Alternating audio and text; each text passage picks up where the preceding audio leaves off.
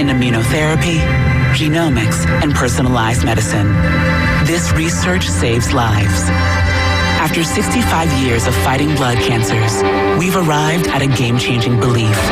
The cures for cancer are in our blood. The drugs and treatments we've developed for blood cancers have helped people affected by many different types of cancers. We are the Leukemia and Lymphoma Society. Beating cancer is in our blood. Learn more at lls.org. WPLQ Port St. Joe, WGSX Lynn, powered by Panama City Toyota.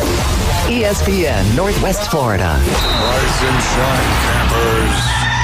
It's a brand new day. What a lovely morning. Good morning, starshine. You seem happy this morning. Morning, everybody.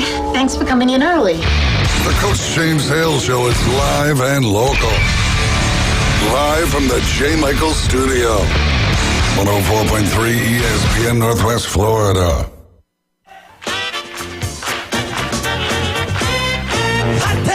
All right, let's go. All right. I'm full of water. I stay hot And good morning. Woo! Yeah. Really made me sweat. Yeah. Chilly in the hot tub. Yeah. Really made me wet. Yeah. Well. Tommy, have you been in the hot tub lately? I think last night. I'm gonna tell you what, Jeremy, you been to Tommy's house? It looks like a swimming I have pool. not. You've never? Oh my God, he's got a huge pool in the backyard. It looks like hot a swimming tub, pool, doesn't it? Yeah, it's a big one. It's not one of those little kidney shape. It's a big full size pool. You want it? No, I can't. Your electricity bill goes. I told you, I said your electricity bill goes up. The chemicals you got to pay for. I don't think we should do this, and we didn't. That's smart. Did you have one, Glenn? No. You got My one, wife Jeremy? has one. I don't. We don't right now. We've had one though, and the salt water was the best thing we did. That's right. Yeah, salt water was good. Yeah, that's true. And you mix your martinis, just put the glass in there, get the salt. Stir it up. Glen's always looking to save money somehow. Anyway, it's Legendary Thursday. The man, the myth, 23 years, Bay County Athletic Director, State Hall of Famer, Tommy Santamont, and then the other All-American superstar, Randy. And then we got the preacher man, the best in South. Hey, Jeremy, did you see where they called? They were in Facebook all over Montgomery, getting everybody to go to this city meeting that has gotten so bad, so bad. Dangerous. Yeah. Property values are dropping out, and People are leaving left and right. and people are there that want to stay are just scared to death. You think anything will happen? Yeah, there'll be more people move, and property values will drop further. Well, they need to increase the size of the jails. Yeah, I'm with you. Or Hey, just what's going on for those that may not watch things north of I-10? I mean, a woman caught in the crossfire, severed her spinal cord, paralyzed. But that was just one of just every day. they're stopping people in the street. Yeah. I mean, if you're going through Montgomery, go quickly. Mm-hmm. It's gotten bad, especially in certain parts. Yeah, it's just pull up to the red light and ambush Yeah. vehicles and Get your gun out and sit it beside you. Yeah, it's sad, man. That's a sad deal. Tough. And the other Hall of Famer, Glenn Manley's with us this morning. All right, let's get into some baseball. Golly, a lot of things are going on. Let me know when you get a response. Let's bring him on, North Bay Haven. Coach, how you doing this morning? All right, how are y'all? Did you get in the hot tub this morning? Yeah, I got in the hot tub, but I was kind of slow this morning. I was kind of tired. I can tell. He usually brings energy. All right, let's get pumped up now. We want the show rolling today, okay? Bobby, you know Montgomery well. What you hearing out of there? Well, I hadn't heard a whole bunch this morning. I mean, Just the daily report. Yeah, I'll hear the daily report this morning when I talk to her, so she'll let me know. Oh, yeah. So, Well, all the criminals are sleeping in today. They had a big night last night. Yeah, I guess. So last week you finished your series with Rutherford. A lot of free baseball in that one. Yeah, we played 12 innings. We had 2 inside the park home runs. I've never had that ever in the game before. We played out there at the Publix Park because our field was too wet. Yeah. And we just couldn't get it done. We played 12 innings. we're both very similar and scrappy. They did a better job than we did, and they found a way to win it. And it was a long game. I know that. Yeah. What's the longest you ever been in, as far as one ball game you remember? I don't know. That could have been the longest one. Could have been. Yeah. Yeah. I know you get you can't prepare for those. Those just kind of happen on you, and you just keep battling and battling and battling. And 12 innings. That's almost a doubleheader, 2 for 1. So and tough there. Burned a lot of pitchers that night. Yeah, I think we threw 3 pitchers, and our pitching's been, I'd say, over the whole season's been very good. It's just our hitting hadn't come along like I thought it would, and a lot of that has to do with youth and being in those situations when it's tight, and and a lot of those kids are not used to being in those situations. And hopefully by district tournament, I know we got a little bit over a week left. Maybe we'll find a way to score some runs in those tight situations to win some games, because you know how it is in baseball. Once you figure that out and you start doing that, and the kids get confidence, you can get hot. Yeah. Got hit at the right time. And then y'all had the Holmes County game. I know they're always tough, in the 1R or A, whatever, lowest division. But y'all had a 6-1 game against them. So you're looking to kind of bounce back. But I know it's not an easy one with Chipley coming up. Yeah, we got Chipley today, and then tomorrow we got Bozeman. So it'll be 2 really good games, both of them at home. And, I like our chances. Our pitching's going to give us a chance to stay in it, and we just got to hopefully come through when the game's on the line, and maybe that'll be today. And like I told them Tuesday night, it could be today, it could be next week. We don't know when that's going to be. We just got to hang in there and keep plugging along and doing what we're doing. And we've got very good vibes at practice. Our practices have been good. Good. You worry about that this time of year, but the kids are having a good time and still getting after it. So that's all you can do. Well, particularly when you go through, a 12-inning ball game that probably was 3.5, hours better, and you come up short. You can kind of get demoralized off of that. So I'm glad to hear that they're kind of picking up and moving on and looking ahead. Yeah, we just, like I said, we've had some good practices, and we lost one of our players the other day too, so that didn't help. Broke his collarbone, Tyler Simmons, and he was one of our leaders too, and we lost him, and we've had some younger kids step up, and I've had to move some kids around and just coach them up, do the best we can do with what we got. Hey, Bobby, Tommy Sainamont. Yes, sir. Those pitchers you got, you need to send one or two of them over to FSU. They could use them. After they played Mercer the other night, they went through 9 pitchers and still got beat 13-6. So the pitching is not real good.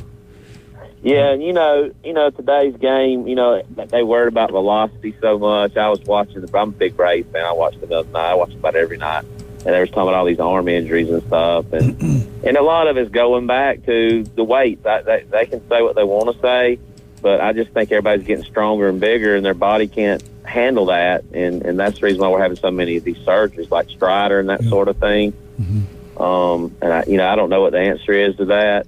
I know speeding the game up, I don't think that has anything to do with it, but they were commenting on that the other night, and I don't think that has nothing to do with it, because I used to pitch fast, but I just feel like, we got to figure something out with that situation, but I think it's something to do with everybody getting so bigger, everybody's getting stronger, and they're throwing those medicine balls and trying to get, and I'm not a big believer in, throwing those heavy balls. I think that's too much on the arm. Hey, Bobby, what's the report on our getting into the baseball field? Have they got the hole filled up yet? No, they don't. The administration, some of them are out this week, and I about lost my tire the other night. Gosh, I got to come over there Friday to get my granddaughter, so I'll have to make sure I'm in my 4-wheel drive truck. You always hear kids in the back when I'm driving the bus. They're like, Coach, he's trying to kill us back here. I'm like, guys, I'm not trying to kill y'all. I'm trying to go over as easy as I can. You ought to hear them back there, man. That's some good memories for those kids, Coach, I want to ask you something. We talk about football all the time, recruiting, baseball with now the transfers, all the things going on in the college athletics. Have you seen it affect baseball? Like I know in football it has less scholarship for the players because they're taking more kids that transfer out from other schools. Are you seeing that now? Or are the kids being recruited less in baseball? Or have you seen a difference one way or the other? Well, I tell you where I've seen a difference. I think we see a difference in the junior college level. In the Panhandle, I think you're not getting some of those players that they used to normally get, from D1 programs because those kids are going, they're able to transfer. I see it more there because I played at Chipola, and I know I see it sometimes with some of those programs. But as far as us, I don't think so. Okay. But at that level, I do. Well, it's just we're seeing these mid-game weeks where Alabama lost to Birmingham, Alabama. Auburn loses to Alabama State. Florida State just lost a game. Florida's been losing a lot of games. I mean, it seems like the smaller name schools are getting better. It seems like everybody has some pretty good ball players. What's your take on that, seeing some of these powerhouse programs losing Tuesday games, Wednesday games to teams that traditionally don't beat them? And I think that's, like you said, they're getting some more, primetime players, some of the smaller schools, and they're getting a chance to, to show what they have because they didn't get that opportunity where they were before. I think it's good and bad, It's good for some of the kids that's not getting that opportunity to show what they have, but also it's hurting those bigger schools because they're losing those guys that they could throw in the midweek games, if that makes any sense. No, it does. I know exactly what you're talking about. I think one of the pieces there, if Elon College beats Wake Forest and they're sitting there and they've got several other schools of their size, if they can show that to a committee, they might get in as a 4 seed in the tournament. So they're going to take those midweek games a little more seriously perhaps than the Wake Forest or the Vandy's or Florida State's because they're in. Right. And they bring their best pitcher for that midweek because they get shown on TV and all that stuff. Right. Coach, we got about a minute. I want to ask you real quick, the SEC tournament, the ACC tournament, do we still need those games? They're not going to go away because they bring so much money in, but you go up to Hoover, and I love going there watching. I'm going to go again this year and watch more this year. But if I'm a coach, would I say, if I know I'm ranked in the top 5 in the country, whatever, do I save my pitchers or just do I go win the SEC championship in Hoover?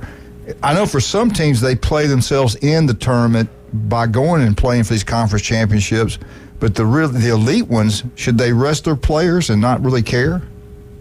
Well, I think that tournament's good for those guys, that are just been struggling all year and then they finally get hot and they get a way to get in.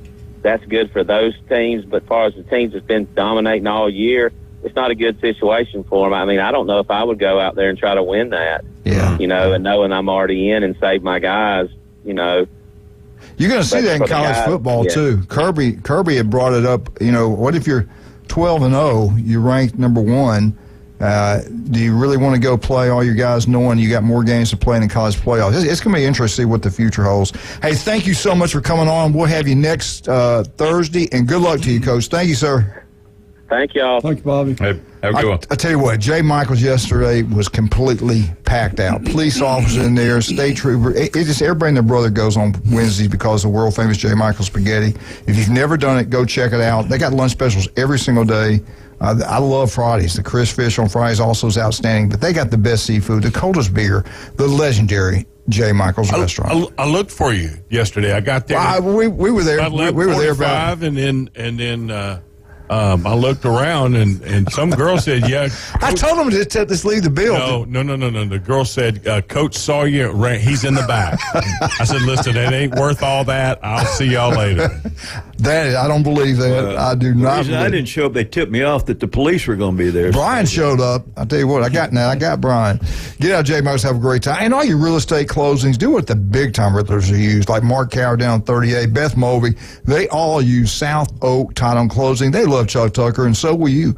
Make sure for all your real estate closing, Chuck Tucker, South Oak Title and Closing, number 1. Stevenson Air Conditioning. We don't care if it's hot. We don't care if it's cold. Any kind of problem, anytime, day or night, you call Stevenson Air Conditioning. They're there for you. We'll be right back. Today is Mosley Day. We'll be talking Mosley baseball. And then we're going to switch it up on you. 7:30, Coach Patton, 104.3 ESPN Northwest Florida.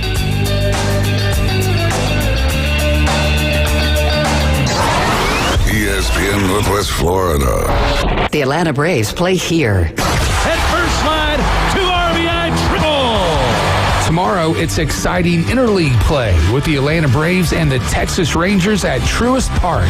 Cover starts at 6, first pitch at 6:20.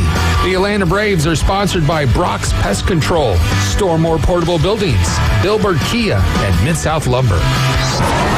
ESPN Northwest Florida. Good morning. This is Joanna with your weather forecast from ESPN Northwest Florida on this Thursday. Mostly cloudy this afternoon and evening with a wind around 11 miles per hour out of the south-southwest and a high of 76. Tonight, look for a calm wind and some clouds with a temperature near 68. Tomorrow, a high around 78 and partly sunny with a wind 5 to 10 miles per hour. Saturday, hot with a high of 78 and some sun. This weather forecast is brought to you by Earthworks of Northwest Florida. Thank you for listening to ESPN Northwest Florida. Rely on it. Spring has sprung. Vacations are next. At That Boot Store, you can dress the whole family from the youngest to the oldest with high-quality clothing at fantastic prices and look great wherever you travel. No time for vacations? Not to worry. That Boot Store offers high-quality Carhartt work clothes at affordable prices, too. Shop That Boot Store, celebrating 60 years in business. Open Tuesday through Thursday, 9 till 5, and Friday and Saturday, 9 until 5:30. Next to Bilberg Kia, 15th Street, Panama City. That Boot Store, where God is good all the time. Is your restaurant looking a little tired from the long off season? Is your office a little offish? Start the new year off right by giving them a fresh start. Fresh Start Cleaning is now accepting new clients. Ask about their complimentary hood cleaning services. Fresh Start Cleaning. Get clean again with Fresh Start. Call 850-771-6917, 771-6917, and ask about their complimentary hood cleaning services. For everything in the world of golf, it's the Watson Report. Thursdays at 4:20 with Alan Watson from Golf Plus. ESPN Northwest Florida. Now back to the Coach James Hale Show inside the J. Michael Studio. And welcome back. 104.3 ESPN Northwest Florida. Thursdays always traditionally Mosley Day. Great school, great administration over there.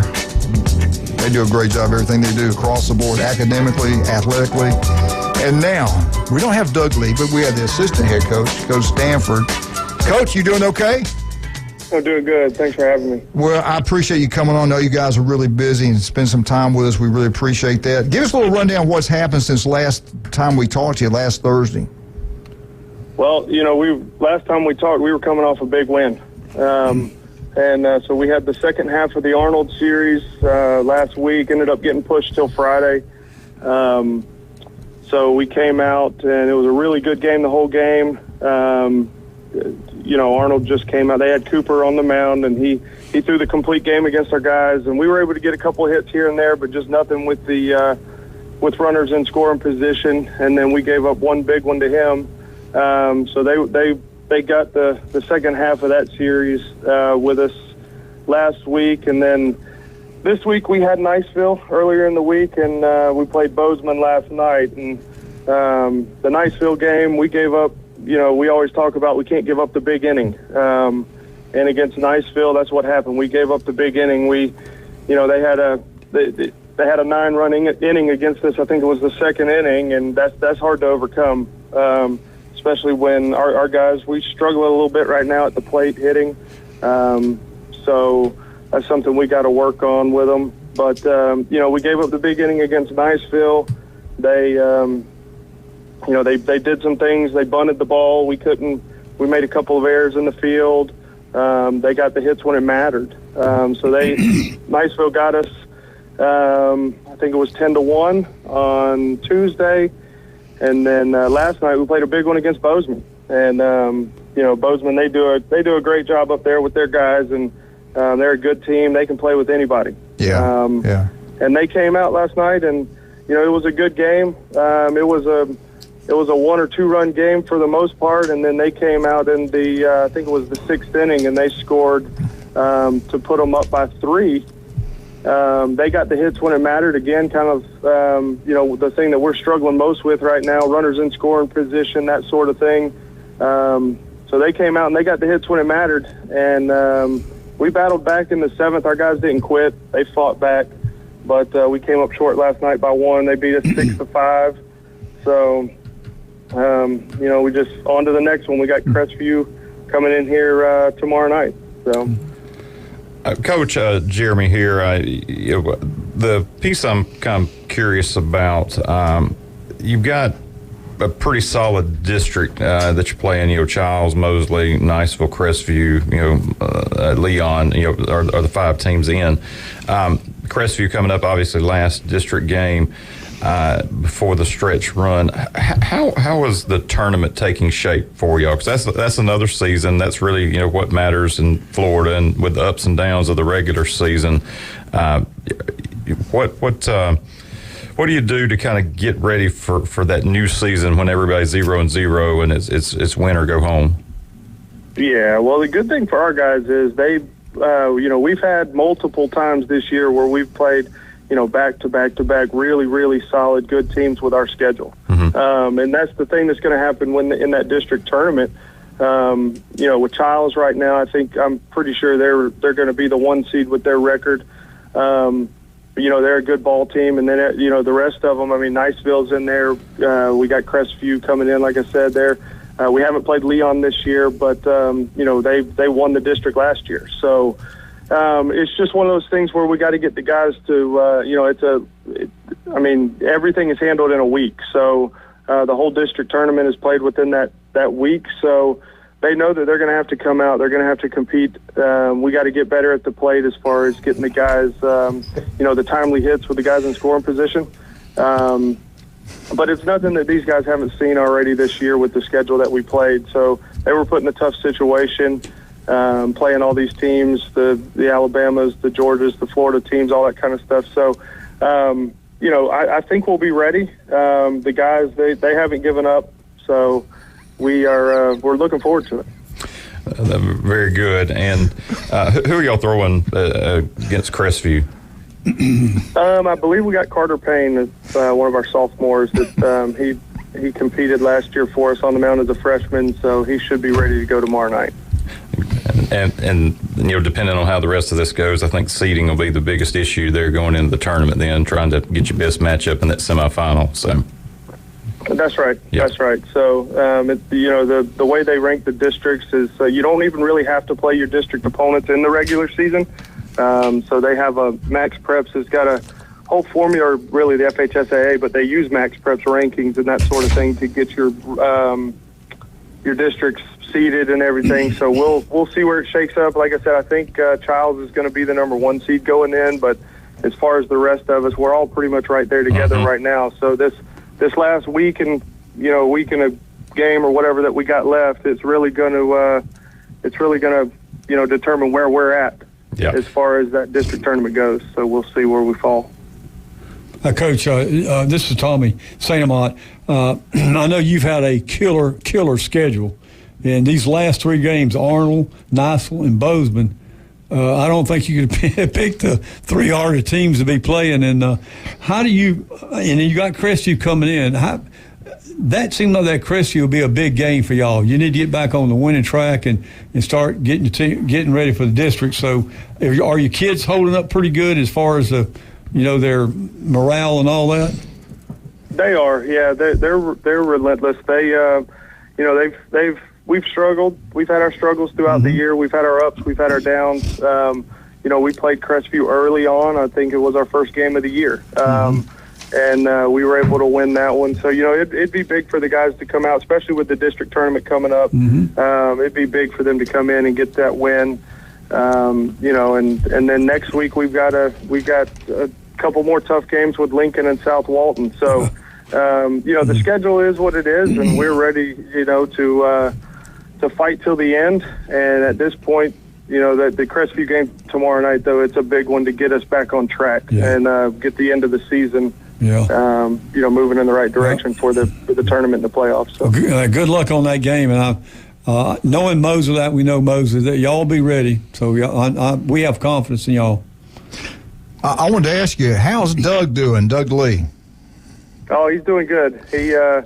He's doing good. It's like, 20 years, it's like riding a bike. He just comes out there and he's right back in the middle of it. So the kids respond good to him. He's having a good time out there. He's having fun.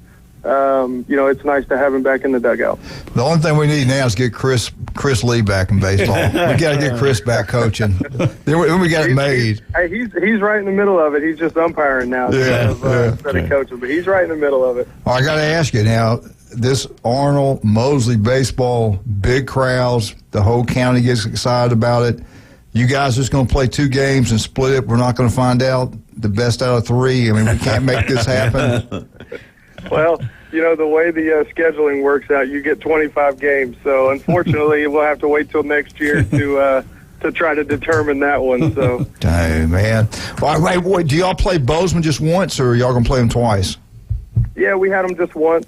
I'm not exactly. I wasn't involved in much of the scheduling. I'm not sure.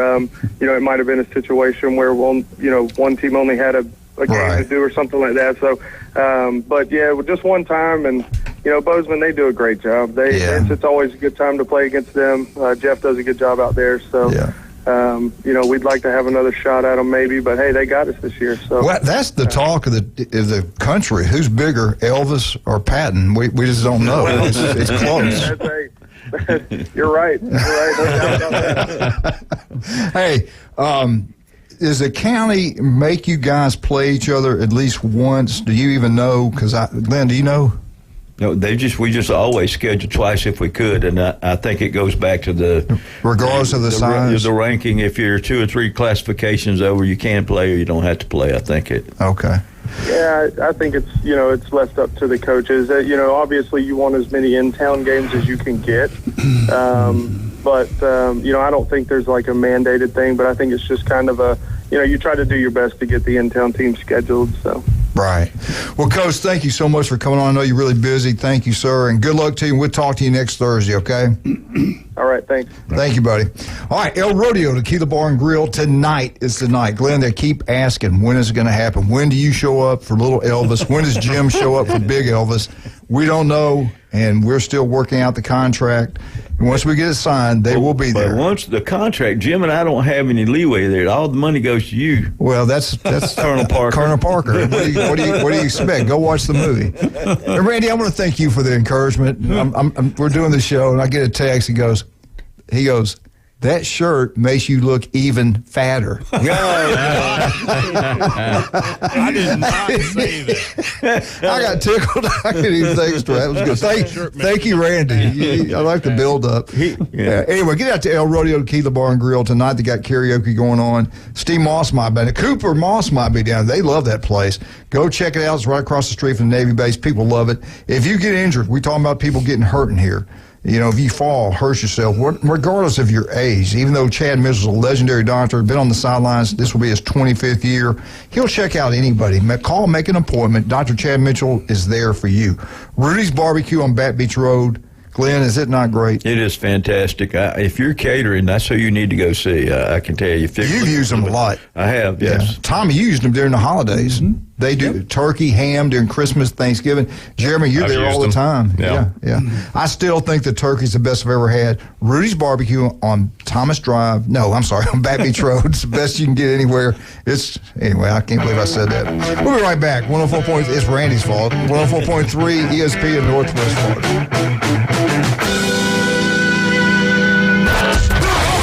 ESPN Northwest Florida. The afternoon underdogs. I did want to do a shout out. I mentioned that we had gotten a Tom Brady autograph patch card in, and somebody heard us on the radio, and it's by. So ESPN Radio, they were listening to it, and they came to the shop and bought it. Let's go, dude. So here comes Randy for the commission. Yeah. 4 to 6 weekdays. 104.3 ESPN Northwest Florida.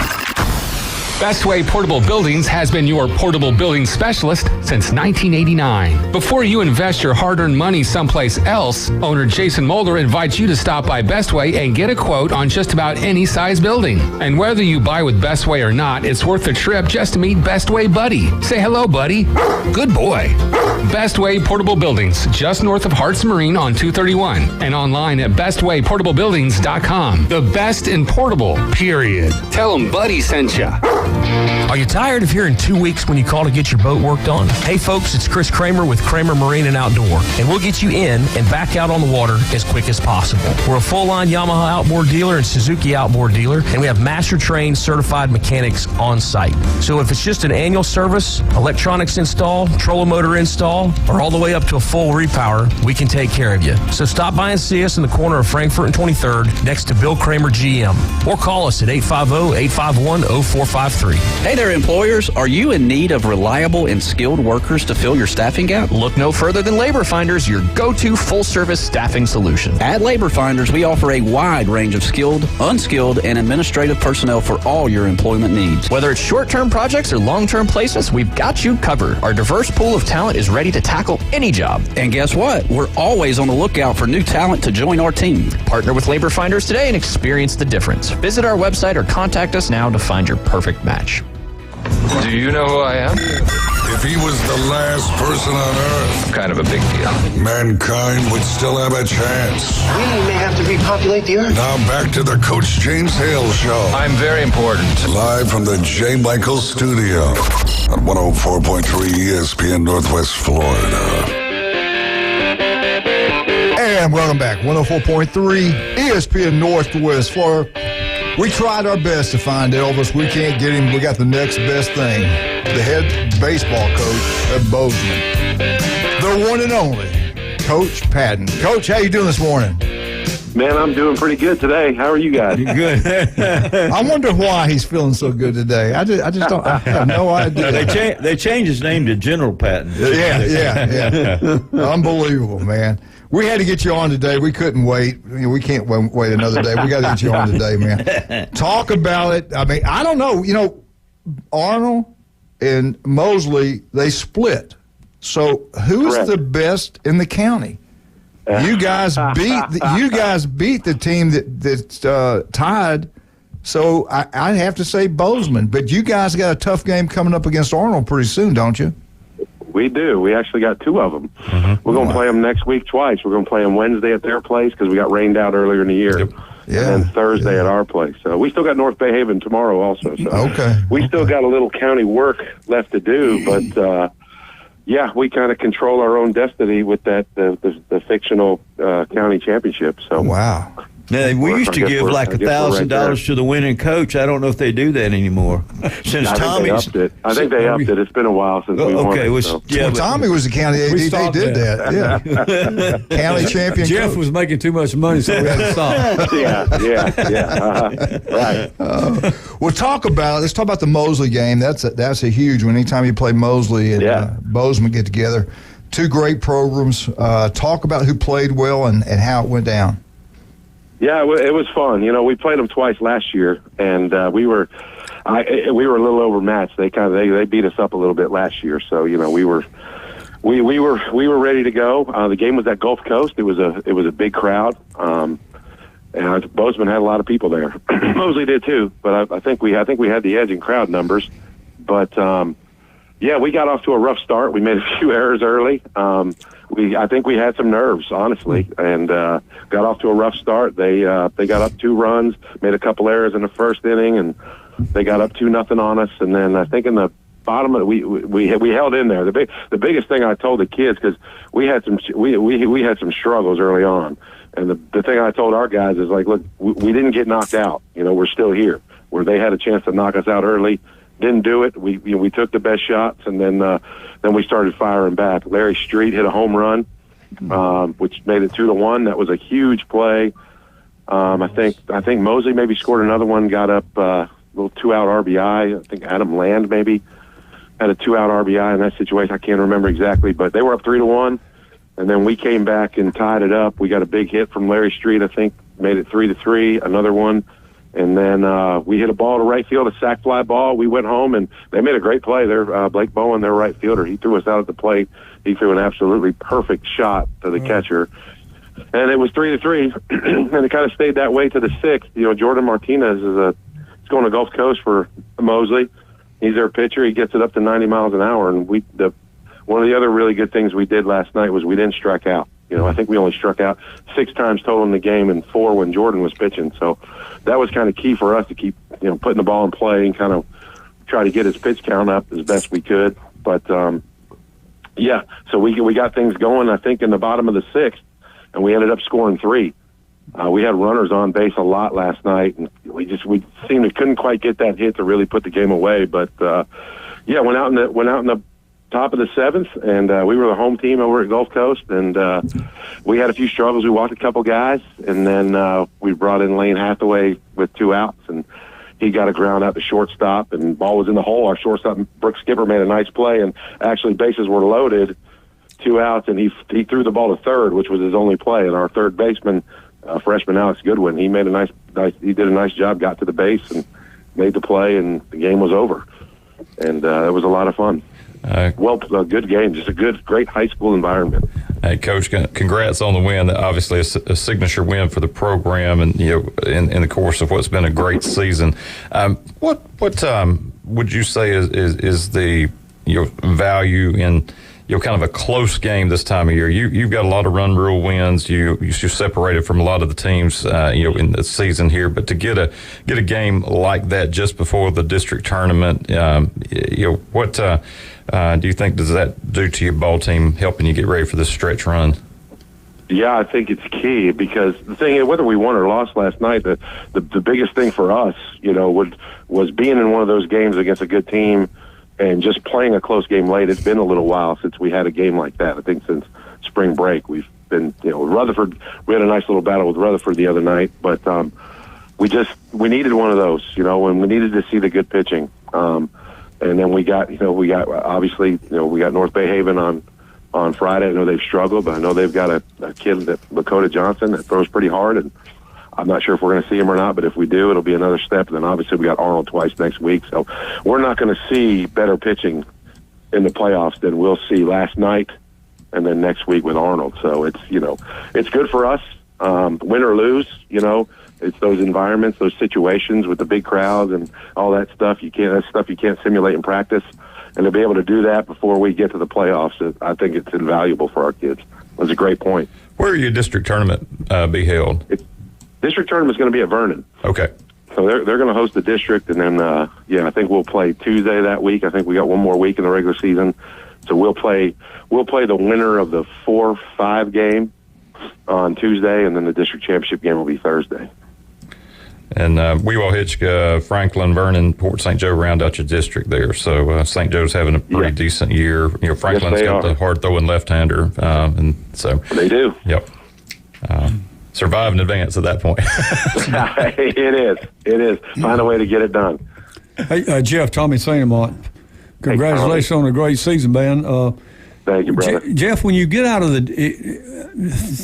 I'm saying you're going to get out of the district, what teams are you looking for? It's going to be pretty competitive for you after you get past the district. Yeah. Well, it looks like right now, with the rankings, you can kind of see, who's the possibilities of qualifying. And right now it looks like it's us, and then Cottondale and St. Joe are kind of, 2 and 3. And then Shipley right now is probably 4. And then Franklin County is at 5, and with a chance that they were to win the district or get some big wins coming in, that they can make their way into the playoffs. Obviously, district winners are automatically in. So if one of those guys way down somehow wins the district, then, they'll knock somebody out. The thing for us is, I think we're ranked so high, and with the win with Mosley last night, it's obviously going to help increase that. So, their strength of schedule is phenomenal, and their rating is still high, even though they're a little bit under 500. So I think that's going to help us. We're pretty much locked in. I don't think anything can happen where we won't be in the playoffs, but and we'll be good chance we'll be the 1 seed once the playoffs come. But we still got to win the district tournament to be able to guarantee that we host the playoff game. Mm-hmm. So that's kind of where we're at with that. So St. Joe and Cottondale, everybody's got a pitcher, so on any given night in those single elimination games, how that goes. Right. So we just got to make sure we're prepared, and seeing this good pitching coming in, I think, is going to be nothing but help us win or lose. Yeah, Jeff, Coach Manley, I know this is looking way far ahead, but once you come from there, have you looked at anybody from the South that comes in your direction? I know it doesn't go all the way down to Miami, but. Yeah, well, we did play Newberry, and there, us and Newberry pretty much been ranked 1 or 2 and 1A, and they came up here and played earlier, right before spring break, and we had a 1-1 game in the ninth with them. They're really talented, and they ended up scoring a couple late, and they beat us. But, yeah, Newberry would be one. When you get to the Final Four, then they reseed on the rankings again. Oh, okay. So it's not like it used to be where Region 1 would play Region 2 one year and this and that. So when you get to the Final Four, they reseed again based on rankings. So, it could be, I know Holmes County's having a good year over here. I would think they're probably the favorite to get out of their region. And then you got Newberry and Lafayette down there, and Madison County's always good. Chiefland obviously has been there a few times. So, you kind of you kind of make yourself aware of it with the rankings and all, because it's kind of how you get in the playoffs. So it's kind of some strategy with that. So yeah, we're familiar with whoever we got to play, but we're right now we're pretty focused on St. Joe, Cottondale, Franklin County, and Chipley, obviously. Has Cottondale been kind of a sleeper for you this year, or has that guy been there a couple of years, that pitcher? Skylar Davis, he's a good young coach. He's been there a few years now, probably 4 or 5 years, maybe 6. And they've actually got a Florida State commit. They've got a kid, Cameron Odom. He's a junior. He's got a good arm. He's athletic. And they've got a couple of senior pitchers that have kind of pitched a little bit. So the last couple of years, they probably should have been in the playoffs and, by a couple decimal points didn't make it, or a ball didn't quite bounce their way. So, they're hungry. We did play them earlier in the year. We beat them 10-0, but something like that. But we didn't really see any of their good pitchers, so I think they kind of held them out on us so that we wouldn't see them if we happened to run into them. So yeah, they actually play Arnold tonight. They're playing Arnold at Chipola. Cottondale is tonight, and I think the FSU kid, and then obviously one of their SEC guys will be pitching. So I'm interested to see how that turns out. Hey, Coach, quickly, I know other states go 2 out of 3 in the playoffs, and hadn't had a chance to kind of pose this question to you like I have some of the other area coaches. Florida's still with this quirky single elimination, one and done, and that may work for other sports, but I'm not sure that baseball really is a single elimination type sport in my own mindset. But how do you feel if you're playing the single elimination, or would you rather see the state look at best 2 or 3? Any thoughts on that? Yeah, they're batting around the ideas. We take surveys all the time and give our opinions. I absolutely think it should be 2 out of 3. I think you find out who the better team is in a situation like that, and as opposed to maybe one team has that one arm nobody can beat. And that's it worked in our favor a few times back in the mid 2010s, 2015 and 16. We had a left-hander named Malik Aliwan, and he just put us on his back and took us to the Final Four in 2016, when they had the game spread out where you could pitch them both games. So at least now, it's set up where, if you throw your guy a whole game and he, throws a certain number of pitches, then he can't pitch in the other one, in the other region game. So have to have you got to have a little bit of depth of pitching, but but no, I would be 100% in favor of 2 out of 3. Hey Jeff, sure. This is Tommy again. Do you know the baseball committee, the FHSAA? Have they ever? I'm sure they probably presented that to the athletic director committee. Have you heard? Have they done that? The 2 out of 3. They have. And it's turned down. It hasn't passed yet, but it's getting a lot more momentum, and they've also put in there to add 3 more games to our schedule where we can play 28 games. Right. We got the best state to play baseball, and we play less baseball games than any other state. Yes, they play dates, or tournaments count as only a certain amount of games, and we're on spring break, we see these out-of-state teams, and they get to play 35, 40 games.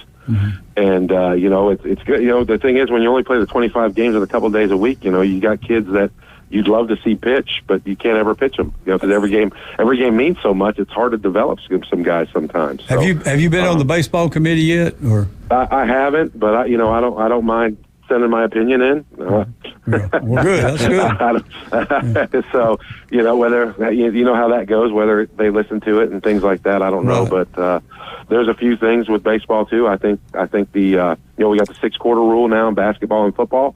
I think we need to look at something like that, because you got some tweener kids in baseball that are maybe not full-time ready for varsity. Still need to be JV, but if they're on the varsity, they don't play as much. I think we got to have some kind of leeway there where those kids that are tweeners can get time on the JV and be part of the varsity. And I know right now coaches are juggling those, and those kids are the ones that are getting hurt by the rule where they can only play 25 games when, the same people that think that they're going to go send their kids to play 60 games in the summer.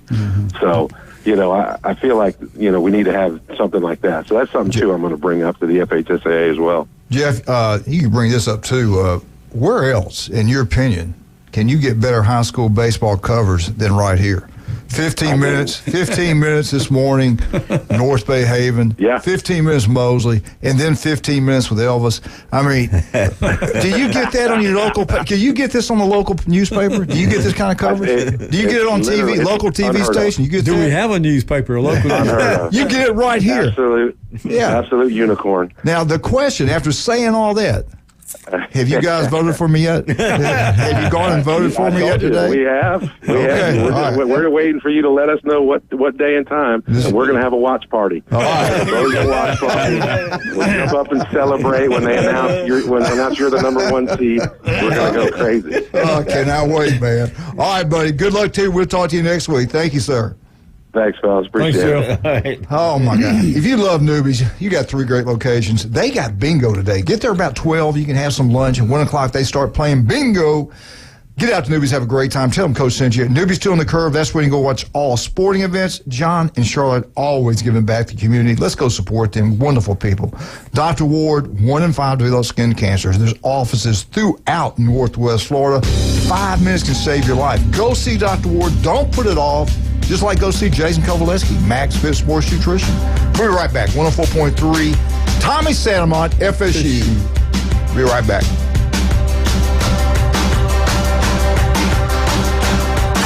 ESPN Northwest Florida.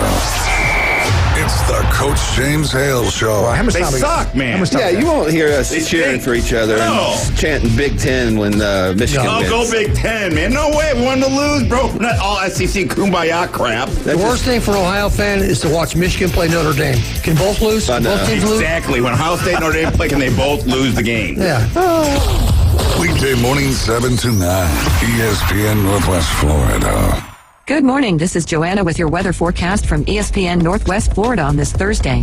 Mostly cloudy this afternoon and evening with a wind around 11 miles per hour out of the south-southwest and the high of 76. Tonight, look for a calm wind and some clouds with a temperature near 68. Tomorrow, a high around 78 and partly sunny with a wind 5 to 10 miles per hour. Saturday, hot with a high of 78 and some sun. This weather forecast is brought to you by Earthworks of Northwest Florida. Thank you for listening to ESPN Northwest Florida. Rely on it. Do you use the expensive blue or yellow pills to charge your sex life? Are you thinking about it? What if we can promise you the same results for less than $3 a pill? If you're paying $20 a pill for the other pills, you're getting taken to the cleaners. Our pills deliver the exact same results for less than $3. You'll save more than $16 a pill for the same results. And right now, radio callers will get 44 blue or yellow pills for $120 with free discreet shipping. You can save more than $700 off pharmacy prices. Charge your sex life now and save a ton of money. Call now and get your 44 pills and save over $700 and qualify for free shipping. Stop overpaying and call right now. Paid for by Steel Man Pills. 800-261-7365. 800-261-7365. 800-261-7365. That's 800-261-7365. He doesn't try on clothes at the department stores. He just rips stuff off the hanger and lives with the consequences for years. It's classy, it's intriguing. He's sexy, sassy, and full of spunk. Now back to the Coach James Hale Show inside the J. Michaels Studio. ESPN Northwest Florida.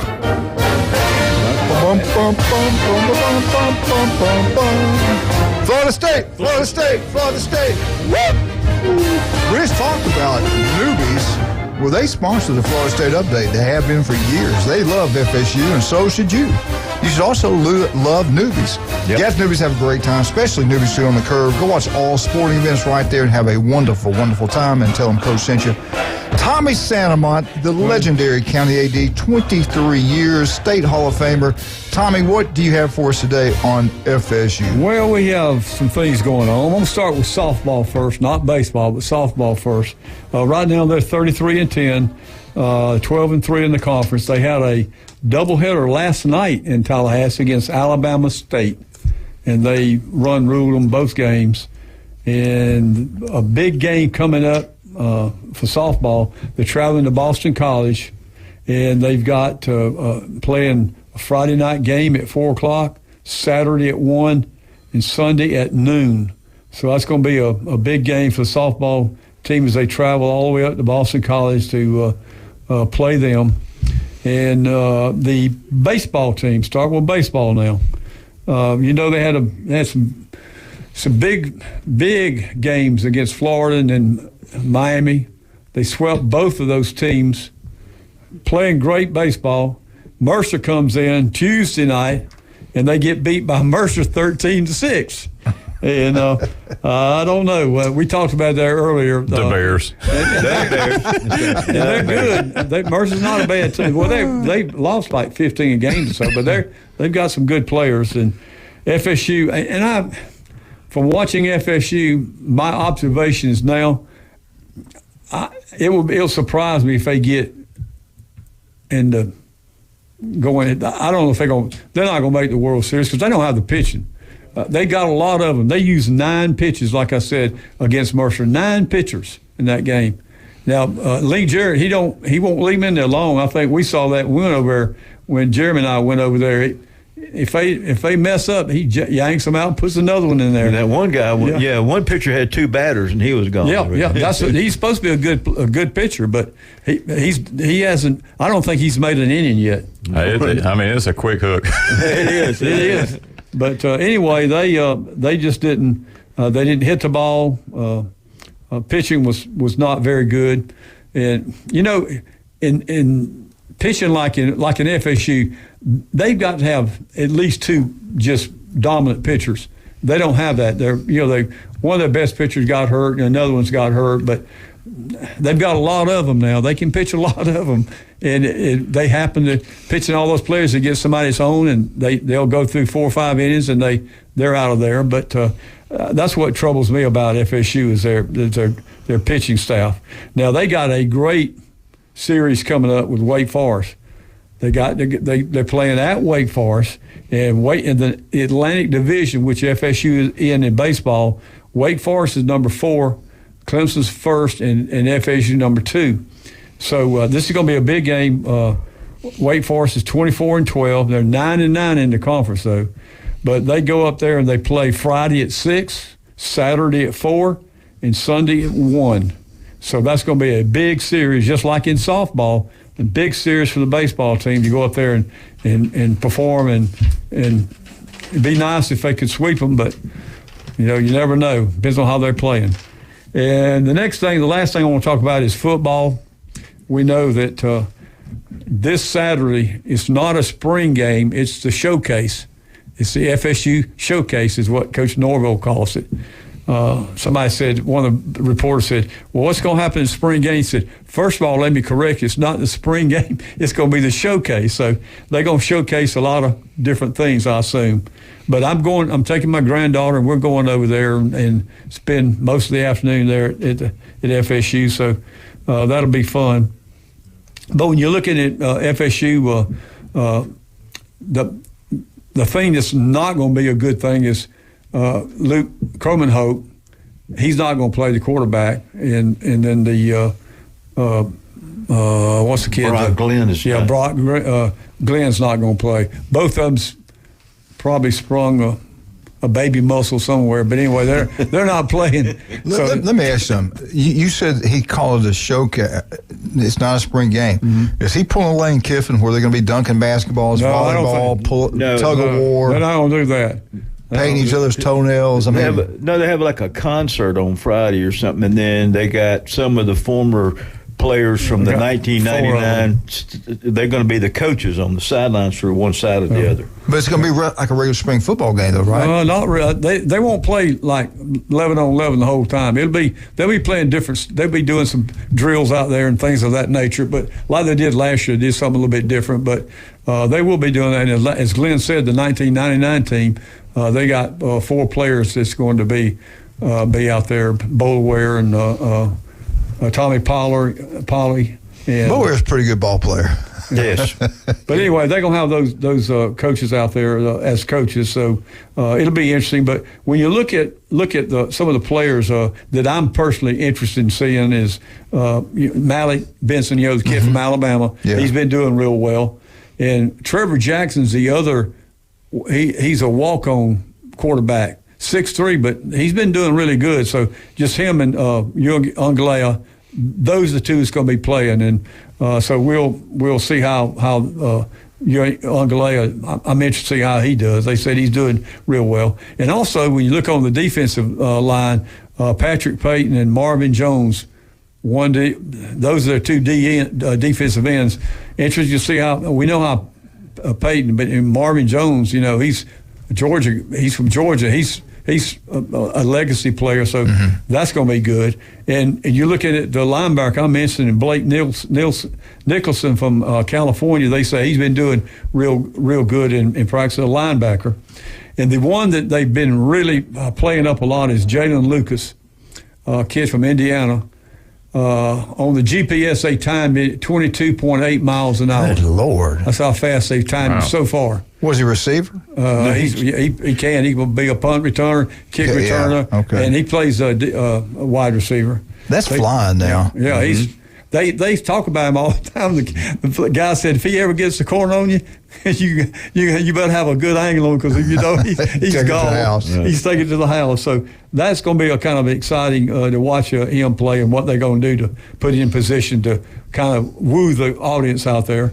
And a couple of things. The portal, that started back up. It goes April 30th, and I think me personally, I think we're going to probably lose the DB.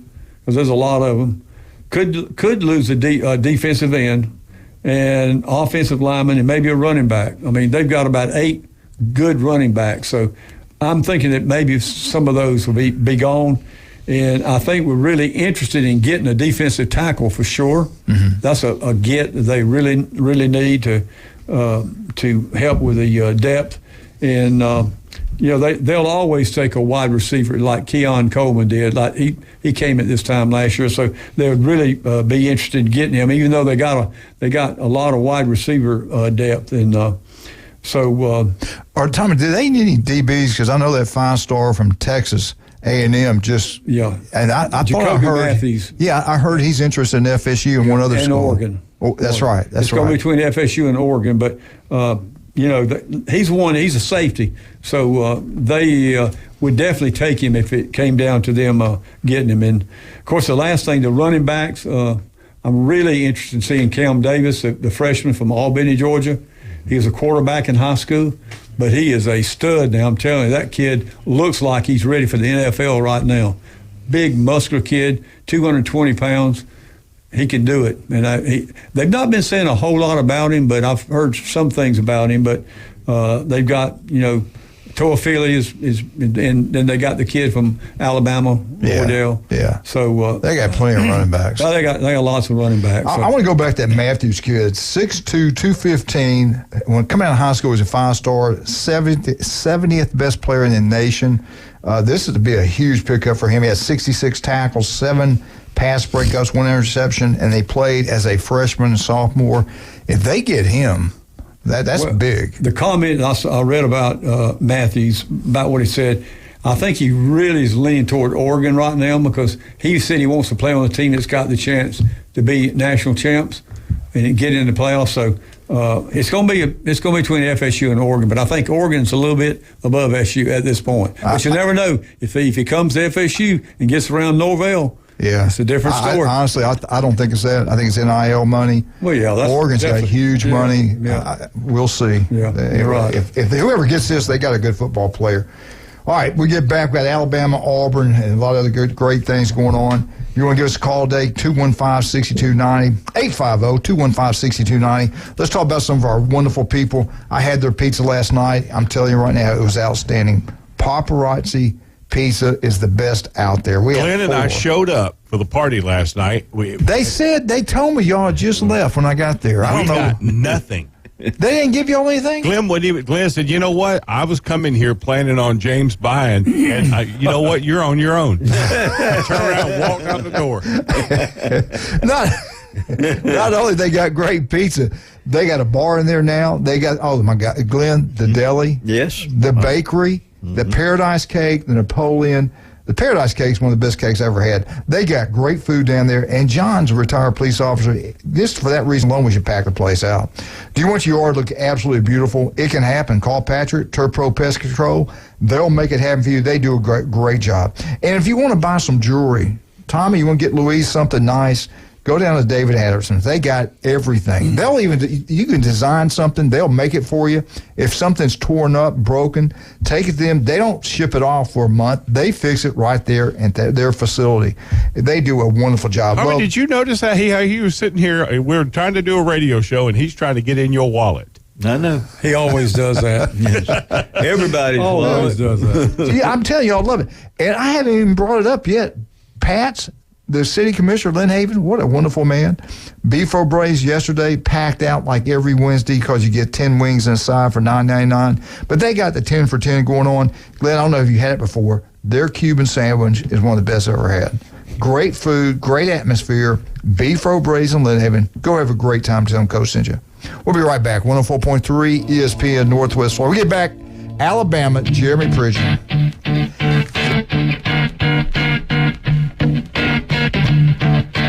ESPN Northwest Florida presents Wrestling Against Cancer, number 9. Saturday, April 27th at Bay Haven Charter Academy. In the main event, it's a tag team showdown with Exodus versus Mike Steele and Mr. 850. Then, Kelly Mann and Kelly Clark in the Wrestling Against Cancer Championship bout.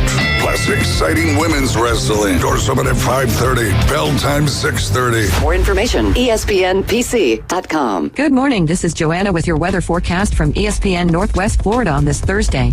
Mostly cloudy this afternoon and evening with a wind around 11 miles per hour out of the south-southwest and the high of 76. Tonight, look for a calm wind and some clouds with a temperature near 68. Tomorrow, a high around 78 and partly sunny with a wind 5 to 10 miles per hour. Saturday, hot with a high of 78 and some sun.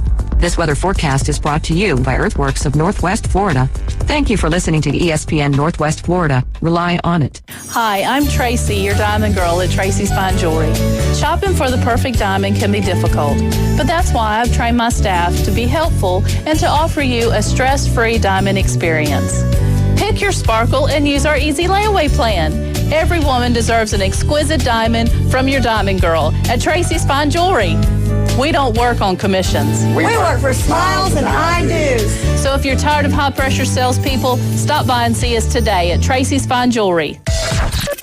WPLQ Port St. Joe, WGSX Lynn Haven. Powered by Panama City Toyota. ESPN Northwest Florida. Mid-South Lumber, where they treat you like family. Locally owned and serving the residents of Bay County for over 45 years. See Mid-South Lumber for all of your DIY projects, including windows, doors, siding, lumber, and millwork. Are you building a new home? Bring your contractor in to Mid-South Lumber and meet with a member of their sales team to discuss your framing, siding, windows, and doors. Mid-South Lumber, the biggest little lumber yard in Panama City. 717 West 11th Street. Put down your natural light. It's time for the Alabama Update. The Alabama Update, weekday mornings at 8. On the Coach James Hale Show at 104.3 ESPN Northwest Florida. Turn it up. Hello. I say Alla, you say Bama. Alla. Bama. I say roll, you say tide. Roll. Is that roll tide or low tide? That's back in the old days, Old man. days, yeah. You ever hear of a guy named Shorty Price? I've heard the name. He was unbelievable. This is back when I was a kid, and he would be drunk, have time, wear a suit there, and he would do all kind. I say Bear, you say Brian. He had the whole stadium did it. They do Mary Harmon. They did it all. It was like back in the great days. Mr. Two Bits. Yeah, kind of like that. I think we got a caller. Let's. Our Alabama Update is brought to you by Stevenson Air Conditioning. And seriously, if it breaks down, it's starting to get hot. It's going to be in the 90 degrees the next couple of weeks in up in north by Interstate 10. It's coming. The heat is on its way. And if you got Stevenson Air Conditioning, you have no problem. They'll be there for you anytime. All right, let's take this caller. Good morning. Good morning, Coach Hale. How you doing? I'm doing great. Who is this? This is Southern Miss Will. Hey, Will. Oh, yeah. Will. Talk to me, man. We got some Southern Miss people here. Coach, can I give you one quick Alabama note before we get to Southern Miss? Yes, sir. Matthew Russo. Yes, sir. On the campus of University of Alabama, there's a family home there called the Gorgas House, and I'm a Gorgas. Josiah Gorgas was president of the University of Alabama, and his son was the guy that wiped out yellow fever at the Panama Canal. And anyway, my grandfather, for whom I'm named, was on the 1905 Alabama baseball team, and I owned his jersey for about 30 years, but we donated it to the Paul Bear Bryant Museum on the campus of or in Tuscaloosa. Wow. So you can see that jersey there today in the museum. Wow. That's incredible. I had no idea. That's unbelievable. So Did you know about that? Is that tied to the Gorgas Library as well, where the band gathers on? Yeah. It's tied to the Amelia Gail Gorgas Library. She was the librarian for the university for about 50 years. Wow. Mm-hmm. And she was married to Josiah Gorgas, who was president of Alabama. He wasn't president long, maybe a year. He got ill and passed away. She stayed on living at that Gorgas house and was the librarian there for like 50 years before she passed away. Where was the house located? Right there at the library? It's right on the campus. It's still there, really, by the grace of God. The biggest benefactor of the house is Paul Bryant Jr., who's a big businessman in Tuscaloosa. Mm-hmm. Without his support, the university probably would have bulldozed the house to, build more dorms and stuff like that. But did he want to save it? He was the guy that saved it? Yeah, he wanted to save it because it was a big tradition for the university. In fact, when I was about 14 years old, I grew up in Baton Rouge, but my family went there for the dedication of the house when we donated the house to the university. Jeremy just showed me a picture of it. I've seen that. I had no idea. And Coach Bryant's son was big into history. I don't know what he... Yeah. Well, he was on the longtime board of trustees. Yeah. Is he still alive? Is he still alive? I think he is. I mean, you can see Bryant Banks all over Alabama today. Seriously. He was sort of a multi-layered business guy. He was given one time? I think he still does it. $10 million a year to the school or something? It's incredible. He was given a lot. That's probably right. Right. Yeah. Unbelievable. But anyway, the biggest reason I wanted to call into your show, and thank you for having me, is I know you're a Southern Miss, former Southern Miss football player, I believe, if I'm right. I'm going to be honest with you. I'm pretty famous there. I played there. A lot of people know me. I was if you'll talk to the coach, and the word is that Coach James Hale, the worst scholarship football player in the history of Southern Mississippi, and that is true. That is true. I don't believe that, but anyway, my Southern Miss connection is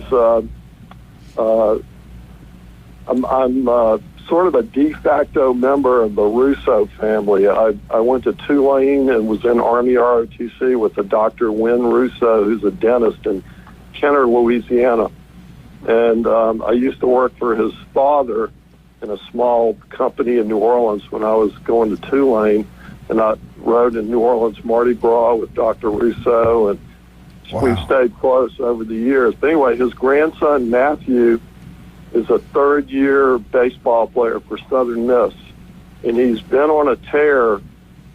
He's hit 3 home runs in the last 3 Southern Miss games. Wow. One Saturday against Georgia State in Atlanta, another home run on Sunday against Georgia State in Atlanta, and then on Tuesday night, this past Tuesday versus Nicholls State of Louisiana, he came in the game midway. He didn't even start the game. He only had 2 at-bats. The first was a strikeout, but they brought him in the bottom of the 9th with the score tied 6-6, and then on 3rd and 2nd, 2 outs. And he hit a 2-out bottom of the ninth, 3-run walk-off homer. Wow. To give Southern Miss a 9-6 victory over Nicholls State. So Matthew has hit 3 home runs in his last 3 games. And Wow. Anyway, hopefully their coaching staff will be smart enough to put him back as a starter and regular in the lineup. So, See, I don't think people realize how good Southern Miss baseball has been. They've been out to the World Series. They're good in baseball. Hosted The whole LSU. state of Mississippi. Hosted LSU in the Southern Regional a couple years ago. Yeah, they beat LSU. I think it was 2 years ago. They beat LSU in the regional, and then they hosted the Super Regional versus Ole Miss, but they lost to Ole Miss, who ended up winning the whole College World Series that year. Well, that's awesome, man. Their longtime coach, I think his name was Scott Berry. I've got an autographed ball from him. He retired last year, and so the pitching coach from last year, Christian Ostrander, he's taken over as head coach. And they won they're about 600. They're 20-something against, I don't know, 13 losses or something like that. They're right at 60%, but they get 5,000 fans a game at that Pete Taylor Park. It's a big deal. Oh, yeah. They pack. It's a big deal. Baseball is taking over, really. Well, hey, how long have you lived here in Panama City? I've been here for probably about 30 years. I came here as an Air Force officer at Tyndall Air Force Base. And anyway, we had kids in school, at Mowat and Rutherford IB and stuff, and so we liked it. My wife got a job teaching at Bay High. She ended up being an assistant principal, just recently retired. Wow. So we've been in the area a good while. And I'm a big fan of yours and the ESPN. Whoa, time out. What did you just say? Yeah. You're what? I said I'm a big fan of yours. Okay, thank you. I just want to make sure everybody heard that. Hey, did you vote today? You go vote for us, Best of A. Right. You got it. But anyway, just wanted to pass on the news about Matthew Russo, and thank you. I'm president of the Panama City chapter of the Matthew Russo fan club. Tell him you talked about us here. My daughter cheered there. My wife cheered there. Actually, Julie was the captain of the cheerleading team when she was there. I played there. Jared's the only one who didn't go to Southern Mississippi. Now, Jamie did go up and finish her degree at FSU, but she did go to Southern Miss and cheered 3 or 4 years. But listen, I want to tell you something. Thank you so much for your service, being a military man. God bless you for that. And thank you so much for listening and calling. I really appreciate this Southern Mississippi stuff. Yeah, you're welcome. One more thing on Southern Miss. It's my understanding that one of the biggest fans at all the games is Brett Favre. Yeah. I hear he goes to all the baseball games. When Jamie, they had her senior year at football season, they had us there on the sidelines, and they introduced the parents. You walk out there with her, and he was right beside us. And I was shocked how big he is in person. He's tall. In TV, he doesn't look that big because those other guys around him are real big. Oh, yeah. He's a big boy. He is a big boy. Right. Coach, before I go, just tell me real quick, what years did you play there? What years were I on the team, or what years did I play? Are two different things. I got there in 1976, and we left in 1980. I got redshirted. Started the first game I ever started in. I scored the winning touchdown. We blocked. The kid beside me, Stoney Parker, blocked the kick, and I picked it up and ran in for a touchdown up in Virginia. And actually, my aunt and uncle were at the ball game. And then I got hurt over in Arkansas. Get ready to play Florida State. They tried to get me back. I tore my knee up. Won my way back the following year, and then got hurt before an Auburn game. So I was too small, too weak, too ugly, just not very good. And then they said, "Listen, you go moving forward. You just be the water boy." Yeah. I started. I helped them. I really helped the coaches out my last year. I didn't even do much my last year there at all. Well, you helped him out by not playing. Yeah, I was the worst football player probably in history of Southern Mississippi scholarship football. I was not very good. I thought I was. Well, you're part of the team. That's the most. That's amazing. I was there. Yeah. That's right. Those cheerleaders like me for some reason. I don't know why. Hey, we got to get together and have lunch one day, man. Call us back some other time, okay? I certainly will. Thank you, sir. Thanks a million for having me. And anyway, if you're ever watching on ESPN Plus or listening on the Southern Miss Baseball Radio, yes, sir. Matthew Russo, number 19, first baseman. His nicknames are Bull and the Big Easy. I'll leave it with that. All right, buddy. Thank you, sir. Appreciate you. Thank you, Coach. Appreciate it. All right, our Alabama Southern Mississippi update is brought to you by Stevenson Air Conditioning. They are incredible. Oh, my God. Well, that was a great call, man. It was really good. Now, Jeremy's upset. He ain't get to talk about Bama today. Anyway, that was a pretty good call. Well, I'd be interested to know, his wife was a princess. Yeah, I should have. I'm sorry, I should have asked her. Who did you know her? No, I would say if I heard the name, I would probably, yeah. All right, let's talk about our people. Charlie Corn's place. You know Charlie real well. Great man. Him and Lynn's had a restaurant since 1986. They do an incredible job. Every day, the daily specials, you pick out whatever meat you want, 3 sides for $11.20. You can't beat that anymore. Everybody's prices have gone through the roof. And now on the weekend specials, Friday, Saturday, and Sunday. Friday, they got the fried fish or grilled. Saturday, the fried shrimp. I love it, fried shrimp there, or grilled. And then the big one on Sundays, fried chicken, mashed potato, green beans, cream corn in a row. Charlie Corn's place on the brand new facility at 15th Street, right near Perry Mason's place. Right there by Robert Fleming's place, yeah. Go have a great time down there. Also, don't forget about Turf Pro Pest Control. They do a great job, no doubt about that. Paparazzi Gourmet Deli, Max Fit Sports Nutrition, and Dr. Horton. We'll be right back. 104.3. ESPN Northwest Florida.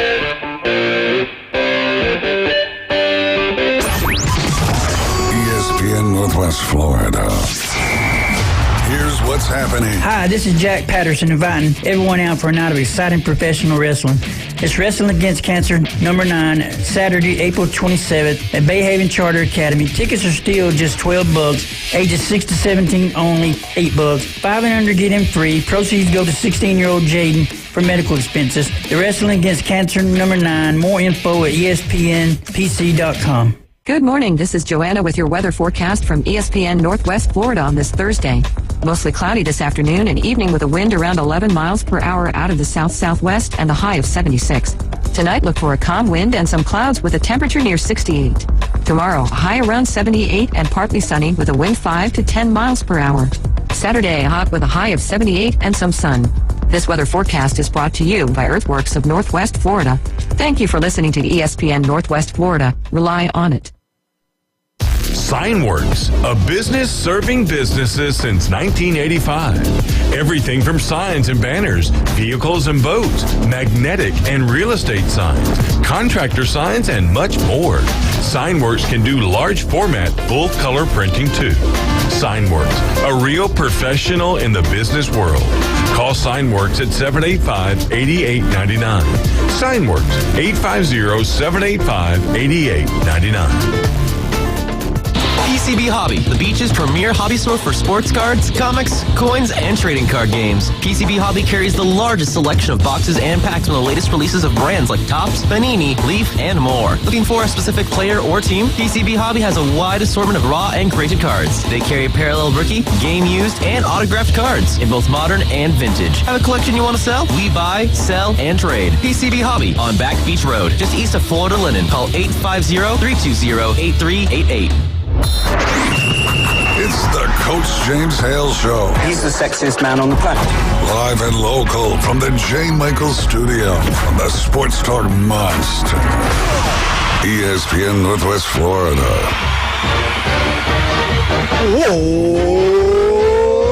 Eagle! Hey, Martha, Kenny, James Gualamar, Jenna. How are they doing? Good. The Gualamar family doing good? Everybody's good. Yep. Tell him, if you see him, if you can remember, that golf tournament for Ron Mobley. He was out in his backyard. Well, we were out there playing And there's a little pond, lake, whatever, in front of us in his backyard before. Then there's the golf course. Well, I yelled, James. He waved. I don't think he knew who it was. So tell him that was me that yelled at him. Okay. Everybody's out there playing golf. I love James Grohl. That's a great man right there. I'm just surprised you didn't say I went in his yard to get my ball. Yeah. Well, Jason goes, I really got to go to the restaurant. I said, let's go see James. He goes, I don't even know him. I'm not doing that. I said, all right. Anyway, Auburn Update brought to you by Beef O'Brady's Lynn Haven. You talking about a wonderful person. Pat Perno, the city commissioner of Lynn Haven, does an incredible job as that. And he does an incredible job with Beef O'Brady's in Lynn Haven. Glenn, I was going to go the other day, and I couldn't go because we had something planned. But did you make it that day? Yeah, I did. Good. Great. What'd you have? I had the pulled pork bowl, which has got the macaroni and cheese. I know. That's some good stuff right there. Get out to Beef O'Brady, especially on Wednesdays. 10 wings and a side for $9.99. Beef O'Brady's, Lynn Haven. Tommy, you and Louise have a great time every time y'all go there. Yep. Great people, no doubt that. Will Pelfrey here. Tell Manley that my wife's kid's name is Chris. I know. You know Chris? Yeah, but I didn't know that. Yeah. Yeah, I know Chris quite well, but I didn't know. How old are they? He sounded young. No, they're not young, but they're middle aged, I guess. Yeah, but I know Chris. I didn't know that they were like related when he said they're not. Just wife. No. I know Will and them quite well. Yeah. Good people. Yeah, good people. Absolutely. All right, Auburn. Let's get into Auburn. We got to get a little bit about Bama in here for Jeremy also. All right, 24/7 Sports, a really pretty good article. I read all of it. They've already came out with what's going to happen to every single bowl game after spring football practice. It amazes me, though. Everybody hadn't played their spring game yet they had all the answers. They had the 12 playoff teams are going to be, where they're going to play at, who's going to win, and who's going to play for the national championship. Wow. But we dove into Auburn. What is the Auburn Tigers football team going to look like in 2024? Not what you expected. They don't have a lot of love for Auburn. No. They pick Auburn to play not Oklahoma, but Oklahoma State. Not in the Sugar Bowl, but the Liberty Bowl. Last time Auburn played in the Liberty Bowl, 1984, and I think Bo was playing then. I want to say I could be wrong on that one. But Auburn, they have Auburn winning 6 or maybe 7 football games in Hugh Freeze's second year. Auburn last year's bowl game up in Music City looked pathetic. They got destroyed by Maryland. They were ready to play. They had some issues with the coaching staff. They had everything go wrong that could go wrong. Didn't look well. This is on Coach Hugh Freeze. This is year 2. They've got one of the best receiver rooms in the country, one of the youngest also. I think they're wrong. I think 24/7 is wrong. I think Auburn's going to be a lot better. Oklahoma State, they've been getting some pretty good love in the Big 12 preseason rankings. So I was kind of surprised that 24/7 had Oklahoma State going to the Liberty Bowl. I thought it would be better. They want to compete for the Big 12 championship. Now, one other thing coming out of Auburn. So Auburn football, don't believe this. I think it's going to be a lot better than what 24/7 is predicting right now. You go into Liberty Bowl and play in Oklahoma State, I think it's going to be better.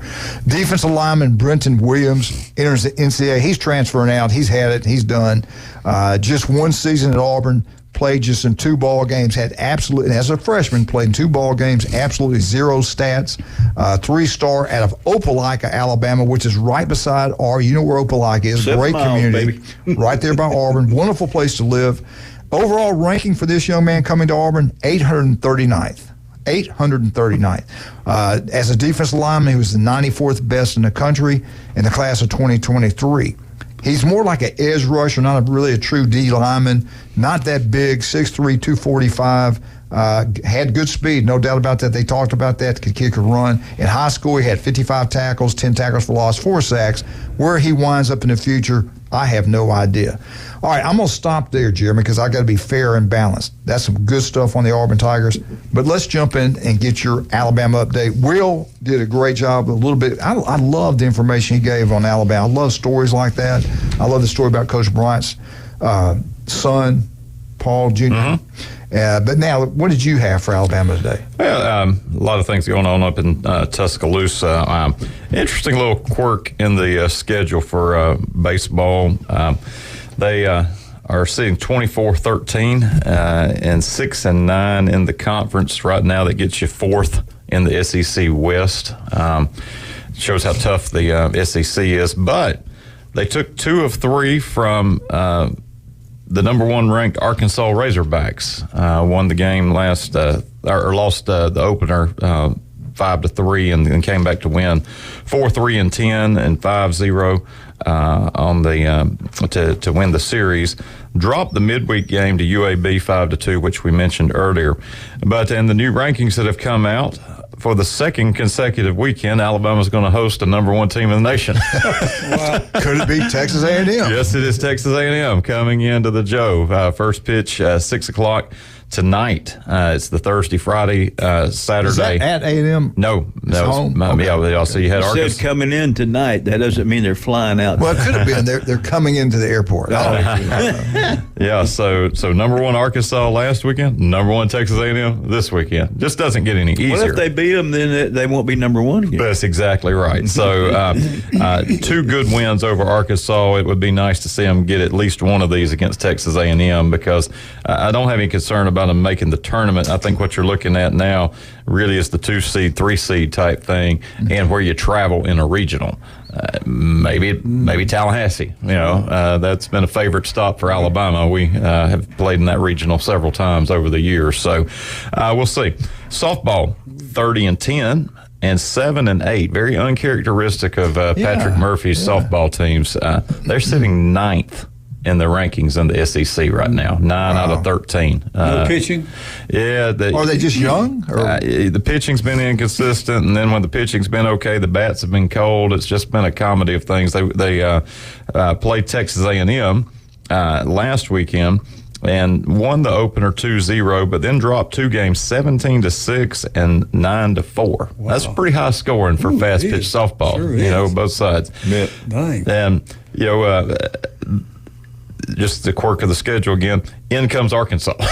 So the baseball team had Arkansas, Texas A&M. Softball's going to have Texas A&M, Arkansas. Arkansas comes in Friday, 6 o'clock, Saturday, or they go to Fayetteville, Saturday night at 8 p.m. You tell me that's not about television. Yeah, right. 8 o'clock first pitch to turn around and play Sunday at 1. Yeah, so 6 o'clock Friday, 8 p.m. Saturday, 1 o'clock Sunday.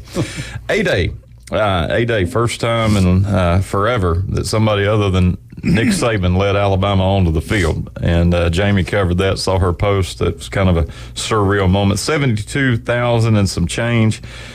Different format this year. It was 34-28 win for the White over the Crimson. But whereas Saban would have had the 1 and 2 on the Crimson and then the 1 and 2 on the White and played out the different units, DeBoer, because of the lack of depth, devised a little different strategy for the ball game where the offense played the entire time as the White team, the defense played the entire time as the Crimson team, and the scoring was such that the defense could earn points for a 3 and out or a takeaway or a 4th down stop or a missed field goal, and that's the way the defense scored to mirror how the offense would typically score. When you were watching the game, and I watched it, I couldn't figure it out. I didn't know how they were doing. That's too hard for me. Did you figure it? Well, it made sense. It's like, okay, if the defense gets a takeaway, well, that would be the equivalent of a touchdown. Yeah. It took a little while to get your head around it. So if you see, 34-28, that was a high scoring. It's kind of like whose line is away. Everything's made up. The points don't matter. Right. So this game was really sort of designed for the offense to look pretty good. I'd like to make a comment at Tommy this time because you said something that made me think about this. Tommy, that running back you got from Alabama, I know why he left Alabama. They got 3 of the best running backs I've ever seen. Alabama's got the best running backs in the country, I think. I do think the defense was kind of told to we appreciate it. Take it a little easy, though. He is good, though. He is good. He is good. Yeah. I'm sorry, go ahead. No, so a little different scoring format if you didn't get to see the game as to how it all shook out. But just a first sign that things are going to be different in Tuscaloosa and get through the spring. Portal open back up, and the team you had in the spring may not be the one you have in the fall. So it's also the start of a rest season, so you want to make sure. That's exactly right. All eyes on Athens. How are things in Athens? Well, Michigan, we got a problem drinking and driving. We truly do. In Michigan, it's the coaches and coaching staff.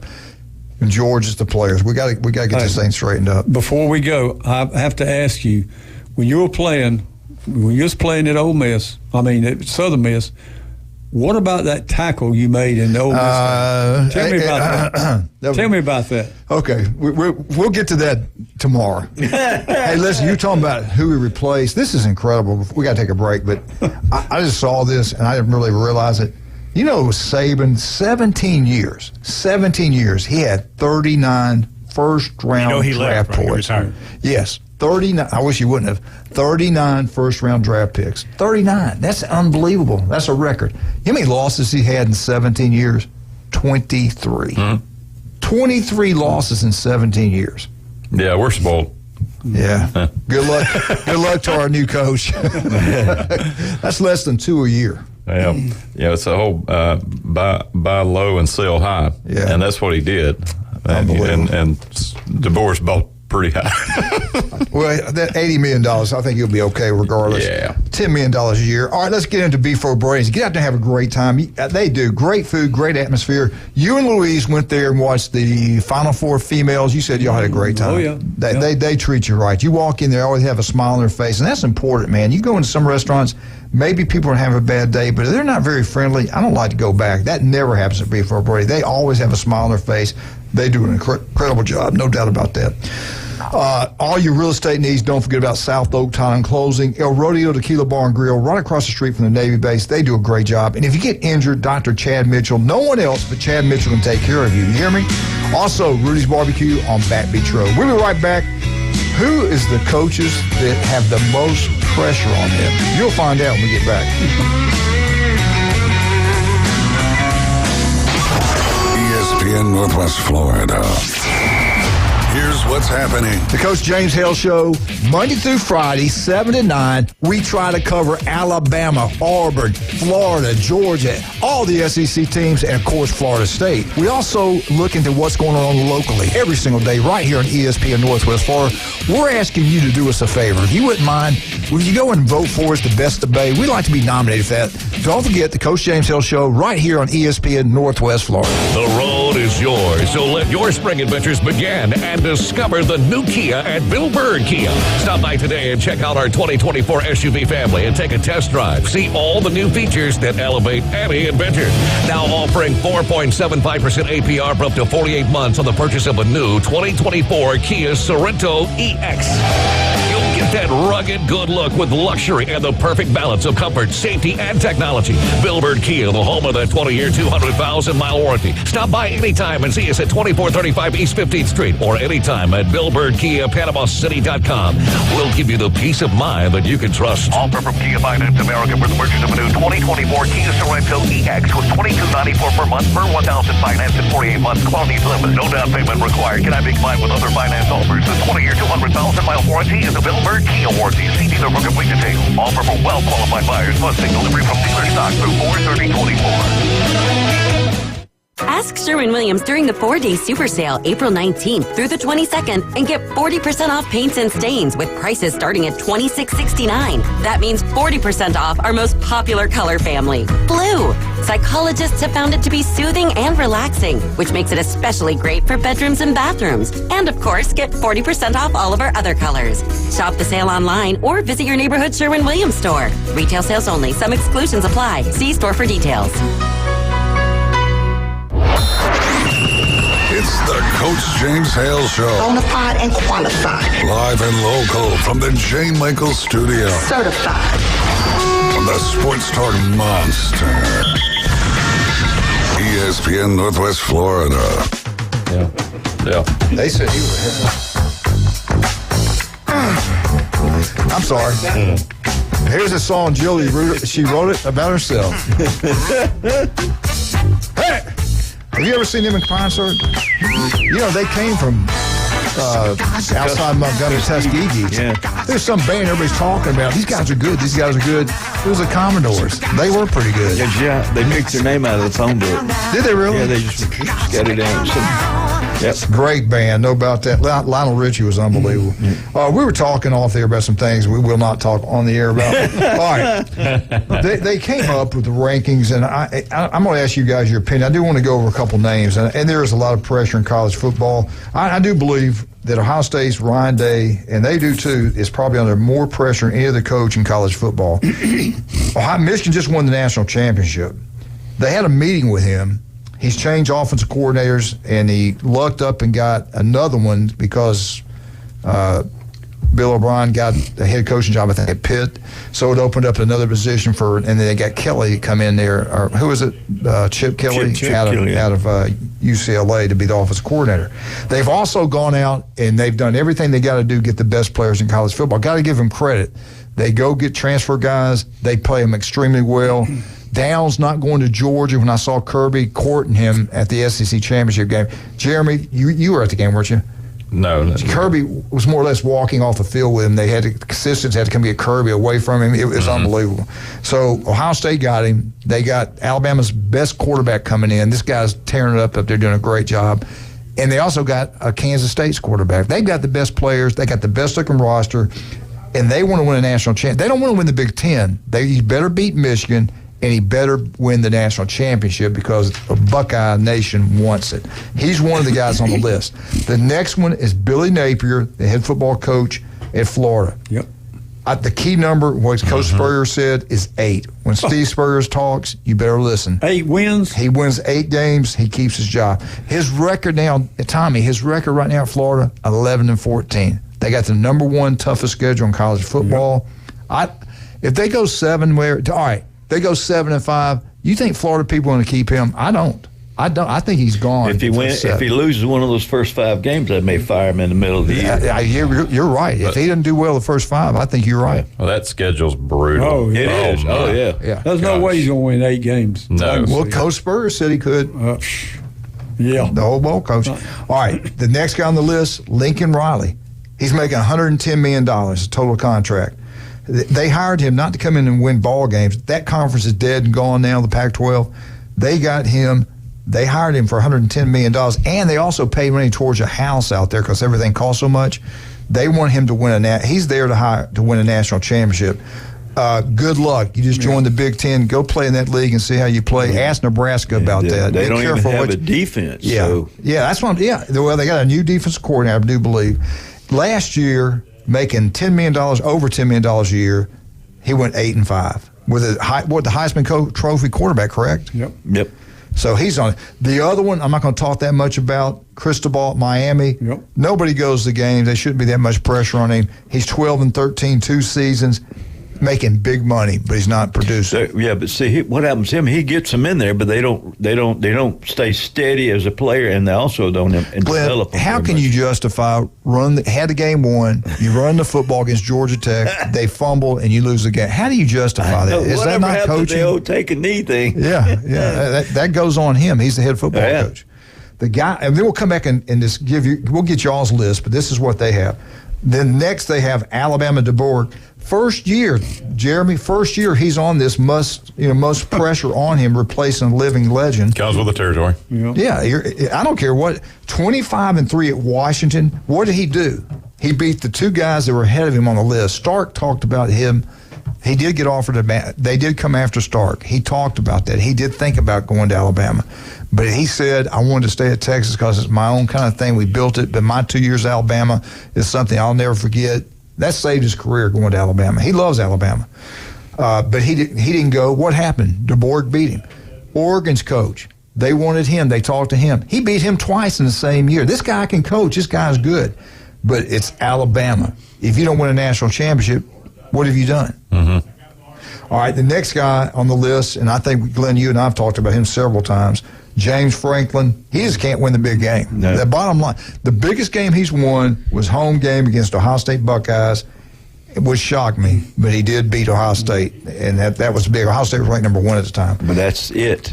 The other 2 coaches on this list, Colorado, Dion, primetime.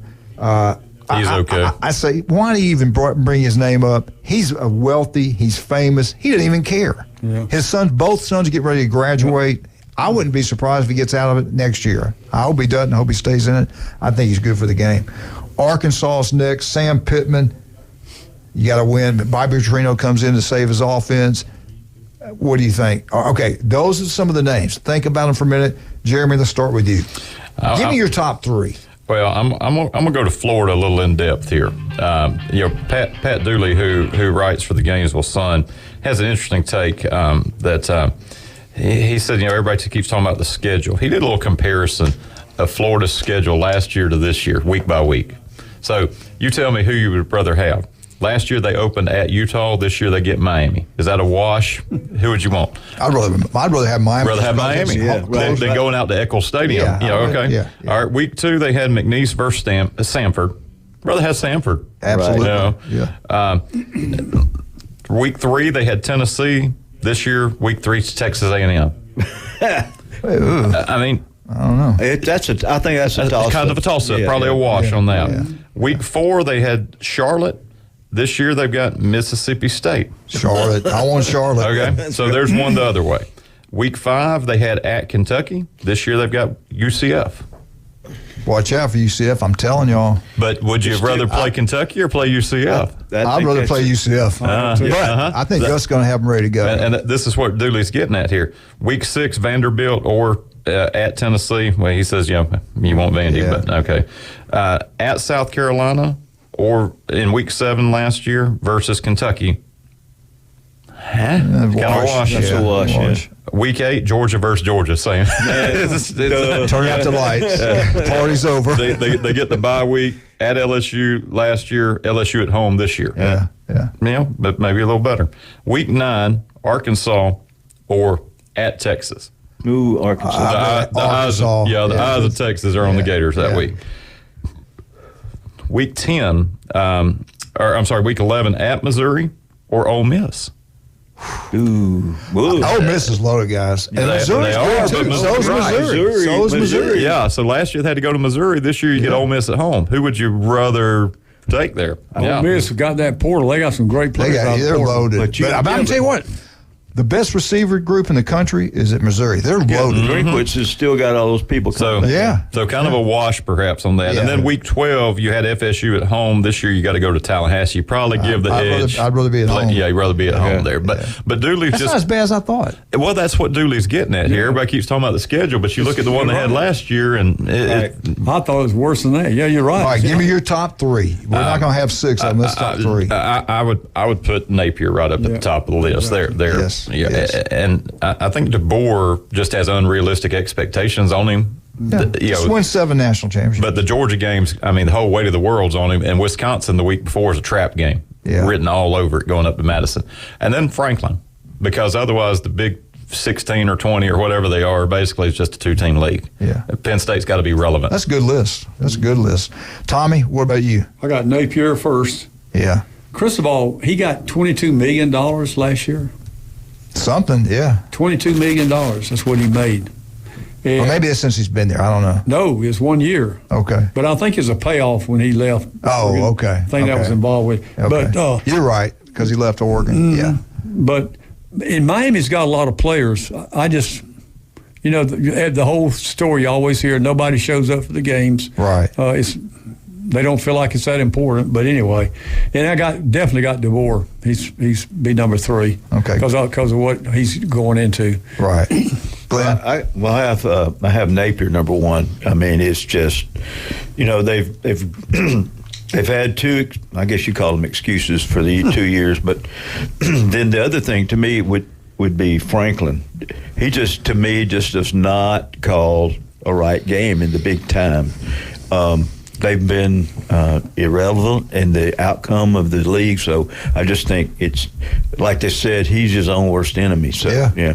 To me, it's a tie between Cristobal and DeBoer, because Cristobal, he's been at Alabama. He's been in other places. He should have never left Oregon. Because all the NIL money there. Now Miami's poured a lot of NIL money into it, and they talked that guy and to not go into the NFL to come be quarterback there. But that guy better be able to run, because I don't think their line has improved that much. Cam Ward. Yeah. So I just think he's not gonna be able to beat. I don't think he's gonna beat FSU. I don't think they're gonna be. I think they're gonna go 6-6. All right. And then the guy at Alabama. That's what I don't know why you would come in and follow somebody like that. You want to be the second guy that comes in, not the first guy. All right. Let's look at it. I want to start with Ryan Day, Ohio State. If he loses to Oregon, and then loses to Michigan at the end of the year, he's in big-time trouble. Even though he's got a great record, it's unbelievable. You're talking about Ohio State. You got to win it all there.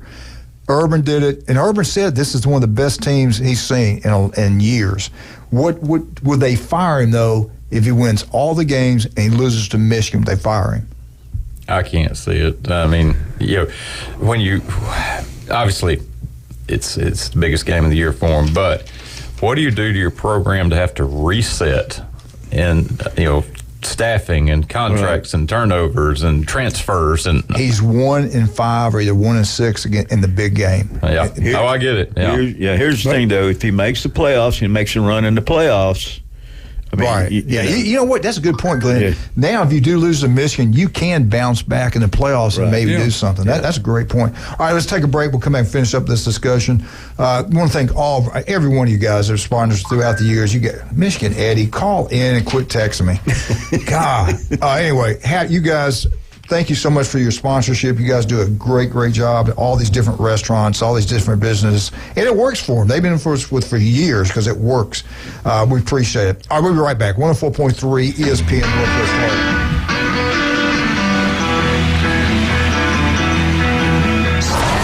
ESPN Northwest Florida. The Atlanta Braves play here. Head first slide to RBI triple. Tomorrow, it's exciting interleague play with the Atlanta Braves and the Texas Rangers at Truist Park. Cover starts at 6, first pitch at 6:20. The Atlanta Braves are sponsored by Brock's Pest Control, Store More Portable Buildings, Bilberg Kia, and Mid-South Lumber.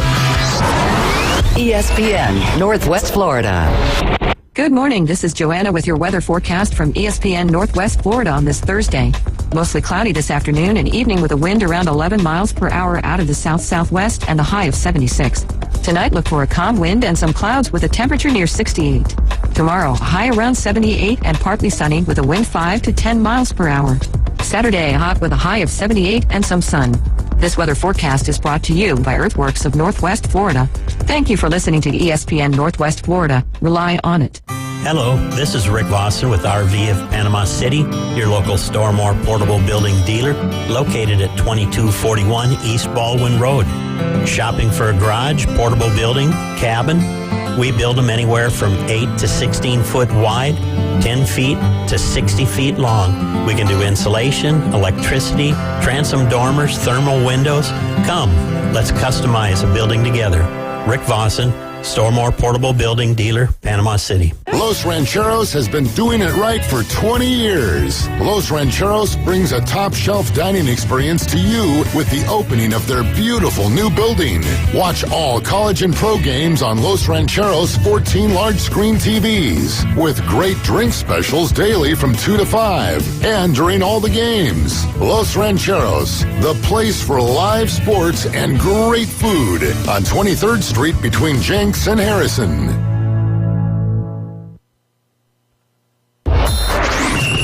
It's the Coach James Hale Show. Live and local from the J. Michaels Studio. A lot more excitement is yet to come. ESPN Northwest Florida. And we're back. 104.3 ESPN Northwest Florida. Julie called and said that she preferred this song over the combination. Oh, okay.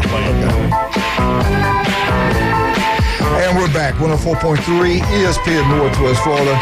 We're talking about the pressure. Who's going to get fired? Your top 3 coaches. Do it, Rick. Will you quit dancing in there? He's going crazy. He's good dancer, but get off the table in there. We're talking about Ryan Day, the pressure of him to win. And remember, Cooper's record was unbelievable. They did fire him. And I think the worst thing and maybe the best thing that happened to them was Michigan win the national championship because they got together and said, look, get it done. Do it. No excuses. Go do what you got to do. More NIL money. They did. And they've got the best players. I do think they're going to win it all this year. Their schedule's hard, but I got a shot. I think them and Georgia are going to play for it all. When you get back, like I said earlier, when you get back to, if he makes the playoffs and makes a big run in there, or gets to play in a national championship game, I think that that carries him over for a while. Yeah. But right now, he was his own worst enemy too. Some of his play calling at the end. And some of the schemes they did in these big games were ridiculous. But he got rid of the guys that did it. But the Glenn, defense they got that brand new quarterback. Whoever's going to be the first year starter, which is different. Georgia's got their guy back. But as the season goes on, they will improve. Yeah, but see, when you get to like Ohio State and say Alabama and those guys, and so, the surrounding cast is a lot better for a first year quarterback than it is for say if you start say at Middle Tennessee and Southern Miss and stuff like that. I wish you wouldn't have used Southern. And I will say this, Jeremy hit on this, and I thought you knocked out of the ballpark. This I think it's really important. We say it again. The Georgia game is huge. If Kirby comes in with Georgia and they beat Bama, and especially if they beat them by 10 double digits, everything will change up there. And it's ugly when you don't win at Alabama. It's just like Auburn, Florida, LSU. We might be the worst of any of them. Well, who's Alabama's Yellow Wood man up there is what I want to know. Paul Bryant Jr. probably. But if he wins that ball game, I really think he can afford to lose maybe one or two later, and you won't hear as much. He loses Georgia, then say he loses to Tennessee or LSU. Begins. Yeah, if he loses to Georgia, Georgia, Tennessee, and LSU, it's going to get ugly. Quickly. Yeah. Georgia's a big, tall order there.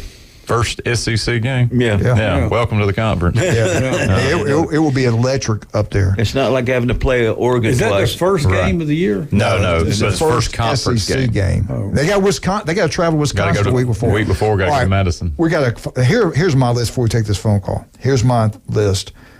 Those two guys got extremely light pressure, but I'm talking about getting fired first. But that kind of pressure. Billy Napier's number one. I'd even have Sam Pittman number one, then Billy Napier. Okay, I'll do it that way. Because Arkansas almost fired him this year. I don't think he's going to win. I think he'll be gone. Billy Napier is right there. That could be a tie to me. And then third, I say Franklin. Sooner or later, they're going to get rid of him if you don't win. I think that's just mine. All right, let's take this phone call. Good morning. Go Blue Truck here. We're going to get Dave fired. Who's we? You guys are going to be on probation and nobody cares. And here you go again, picking the Buckeyes to win it all again. When are you going to learn, Coach? Okay, so you're like fake news appeasing the Buckeye boys in the morning on Friday. They got the best talent in college football. Oh, you've been saying that for how many years? And what have they done? You got to teach those Michigan coaches not to be drinking and driving. He's drinking and driving. You can't tell? Yeah, That's why he's talking. Yeah, I'm drinking a Buffalo Rock product. Well, there you go. Well, what's in the mix? I'm going to Rudy's before I drop the kids off at Surfside. So there you go. Good job. Boy. In one time, bro. Hey, here's the big question. That's going to determine how I treat you the rest of the day. Did you vote today? No, I just... All right, forget it. Hang up on him, Randy. Hey, hold on. And here's the thing, too, you're forgetting. If Matt Rule doesn't at least make a bowl game, I give him one more year in Nebraska, then he's out. He's only been there 1 year. Do you know Nebraska fans, how fickle they are? No, they're not as bad as other groups. No. Not near as bad. They're right up there. Do you think he's going this year, man? I think he's going to. He's not even in the discussion. No. Come on, man. If you're going to talk with us, we're professionals, all right? We're not. It's not amateur hour. I literally said, clean your ears, get the Q-tips out. If he doesn't get to a bowl this year, he has one more year, then he's out. No. I almost wonder if Nebraska just hasn't accepted their new reality that they're, kind of like a Miami of old. Yeah, I mean, you ask if Miami cared. I mean, I know Nebraska cares. I'm not knocking that. But, now that they truly are in flyover country for the Big Ten, everybody gets in their plane when, USC's heading up to play Penn State, and they go, oh, look, there's Nebraska down there. You know what they should do? Nebraska should pull out the Big Ten if they want to win. Yeah. Go the Big 12. You'll make less money, but you'll win games. You can claim a championship. It's like USC in Oregon. They're getting ready to play the big boys. It's not the Pac-12. And they got weather to deal with, even though Oregon's But that was Nebraska's MO back in the day when it was Nebraska and Oklahoma in the Big Eight. Only game they played were each other. That's right. Yeah. Right. Their schedules are so easy. Yeah. So, well. Did he hang up? You still there? I'm still here. The best quarterback in the draft is J.J. McCarthy, just saying. You just watch and see. Michigan Eddie, tell me, this is way too early, but what's the score of the Michigan-Ohio State game going to be? This is a way too early prediction now. I don't predict Michigan scores and wins and losses. It's bad karma. So I don't do that. I've never done that. Well, we're going to have to hang up then because we just asked you a question. I don't like the way you treated Tommy right there. He asked you a simple question. I have much respect for the Hall of Fame athletic director, coach extraordinaire. Thank you. That made me feel better. I just don't do that. And you know that, Coach? How long have we known each other? You have Alzheimer's or something, bro? Come on. I think it's the beginnings. Hey, Michigan, seriously, we were talking about this, and I know you brought in Nebraska's coach, and that's a good point, even though it's been there 1 year. It's kind of ignorant. But anyway, who else do you have on your list? Because this was either CBS, I think it was a CBS article. I forgot, a pretty famous guy wrote it. All the pressure to win this year. Billy Napier's got to be the top of your list. Lincoln Riley, Cristobal, DeBoer, Franklin. Deion Sanders, I said take his name off. I think that's ridiculous, have him on there. Sam Pittman at Arkansas, and then Ryan Day. Who are your three? Name three, and the three we just gave, not your list, but out of this list we have here, who would you pick? Riley for sure. He has really done nothing. Like, he gets right there, and then he doesn't. You know what I mean? Right. The defense is so putrid. Right. And then, honestly, I have to say, one of these days, everyone loves Deion, but everyone's leaving Colorado. His sons have to go on the internet to try to get players to come there, and 5 stars are leaving Boulder. So what's really going on up there? So I mean, that's a good question. I bet you he's like Rule. He gets 1 more year, and if it's the same thing like this past season, I think he's out. I think Sion's on the hot seat, and Franklin.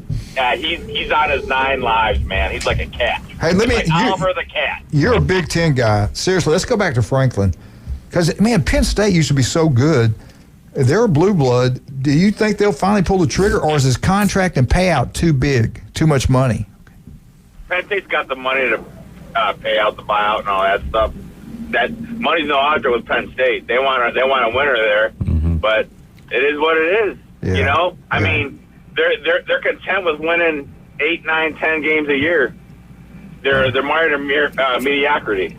I just got a text here. It said the biggest drop-off in the history of college football, Michigan from number 1 off the charts. What do you say to that, to your Buckeye boys? What's your response to that? Oh, Sourpuss boys, Jim Bob Superfly Snuka and Jason and Maxon, who I vote for every day too as well. Anyway, here's the thing. We were a very experience-laden team last year, and we lost a lot of people. So there's going to be a drop-off. You know what I mean? Yes, yes. But at least we don't have 5-star talent and underachieve because our coaches are inept and incompetent. And Michigan, we're going to be just fine. We might not have an undefeated year this year, but we're going to be just as good, and we're going to compete for the chip. That's what I love about you. You are fair, you're balanced, you take it both ways, and I appreciate that. Yeah, of course. Of course. Randy, we got to go, right? 1 minute. Okay. All right, Michigan. Hey, thank you so much for calling. Appreciate you, sir. God bless you, and we love you. You're a true American. He's a military guy, so he's a wonderful man. Thank you, sir. All right, God bless you. You guys have a great day. Have a blessed day now. I'll see you. Go Blue, baby. Jeremy, what's going down at the church? Let's talk about church. First time at this church, Panama City. We're there Sunday morning, 8:15, 9:30, 10:45. Come see us. So. Everything's going good. Tommy, you got anything going on? You going to kill anything this weekend? Going to the FSU game. Oh, that's right. That's right. Saturday. Is Louise going to go? Louise, me, and my granddaughter, Addison. Good job. Are you going to get to see the athletic director and talk to him? Probably not. We're going to be sitting on the other end from where he's going to be. We're going to be up in that. If you do get up with him, see if you can get him to come on with us on a Thursday. You're buddy with him all the time. Yeah, Trey. So see if we can get him on here. Glenn, thank you so much. Yep. Hope everything's good. Randy, thank you. Great job. We're out. 104.3 ESPN, Northwest Florida.